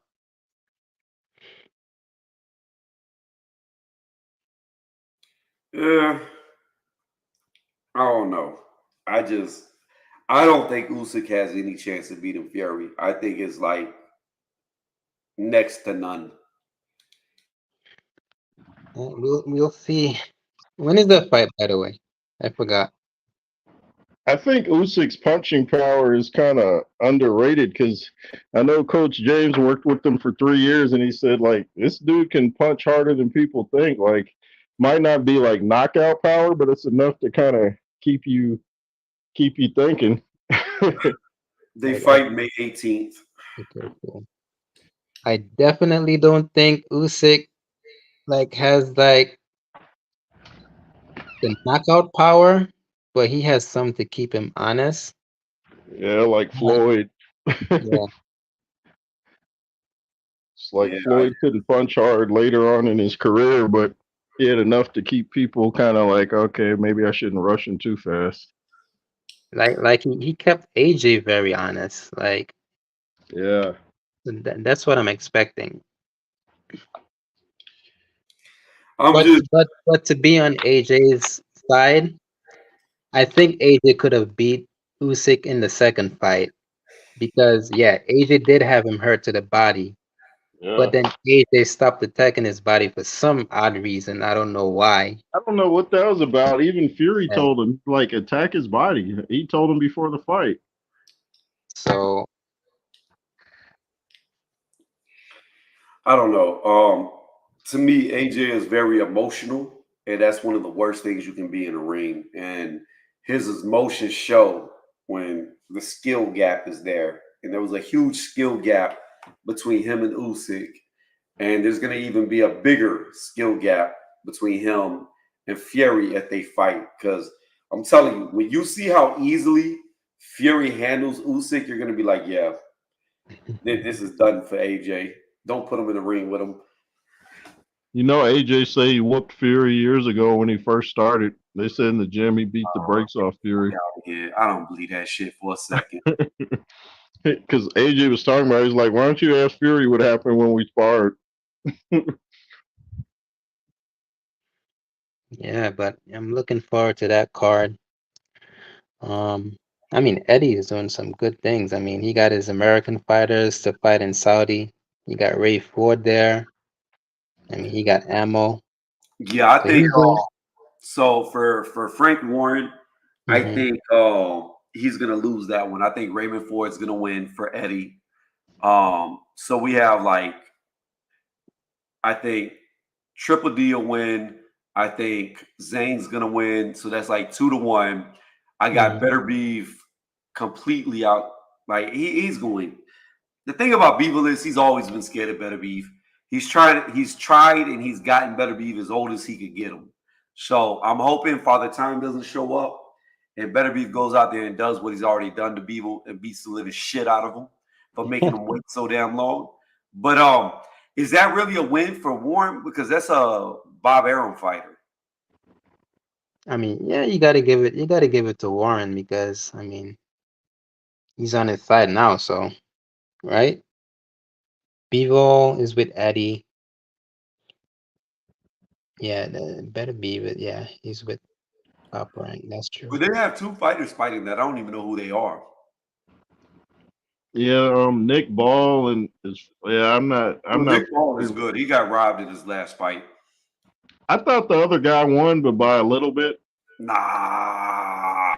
That fight was weird, man, because I had Vargas win in the first half, and then I Yeah, had Ball win in the second half. yeah, that's But I kind of how thought, I was too. Yeah, the yeah, other guy fell off towards the end. but then I thought Ball did enough to win, but I wasn't mad at the draw. Yeah, that's how I was. It's like I could see it being a draw too. It wasn't like one sided. Yeah, I thought Ball clearly beat Vargas in that fight. I thought Vargas started off well, but about fourth, fifth round, it was completely Ball taking over from there. He also hurt Vargas multiple times in the fight, Yeah. but I think Raymond Ford is just going to be too good for him. But the thing about Raymond Ford, I mean, he complained about the weight cut in his last fight. So I hope he's good in this fight that's coming up. Because you remember, he said he was going to move up after that fight. But, I guess he got the bag in this fight. So he's just staying here one last time. Hope he makes the weight good. I mean, that's a good point. I didn't even think about that. One thing's for sure with if Prince Turkey, he's got some type of health issue that sounds like it's terminal. Like it's gonna suck if something happens to this guy. Hey, Oh yeah, make I all the agree big with you. fights he can right now. That's all he can do. Make the big fights now. Yeah, But yeah, boxing's going to go downhill again if something happens to him. yeah. I'm like, no, man. Like he's making these fights happen quickly too. He's like, he ain't messing around. I Yeah. agree. Guys, I just finished eating. I'm about to go to bed. I All appreciate right. y'all hanging out, jumping on the panel. But y'all have a good night. Anything y'all want Hey, to say before we go? thanks for having me, man. I enjoyed it. Yeah, I'll just see you after the fight tomorrow. See Yeah, somebody talk their ish. I'll definitely be going live after the fight, and I'll be talking my shit on Sunday over at Drew Titans whenever Ryan Garcia gets the job done. All right. All right, y'all have a good night. All right, All you right. guys too. All right, peace.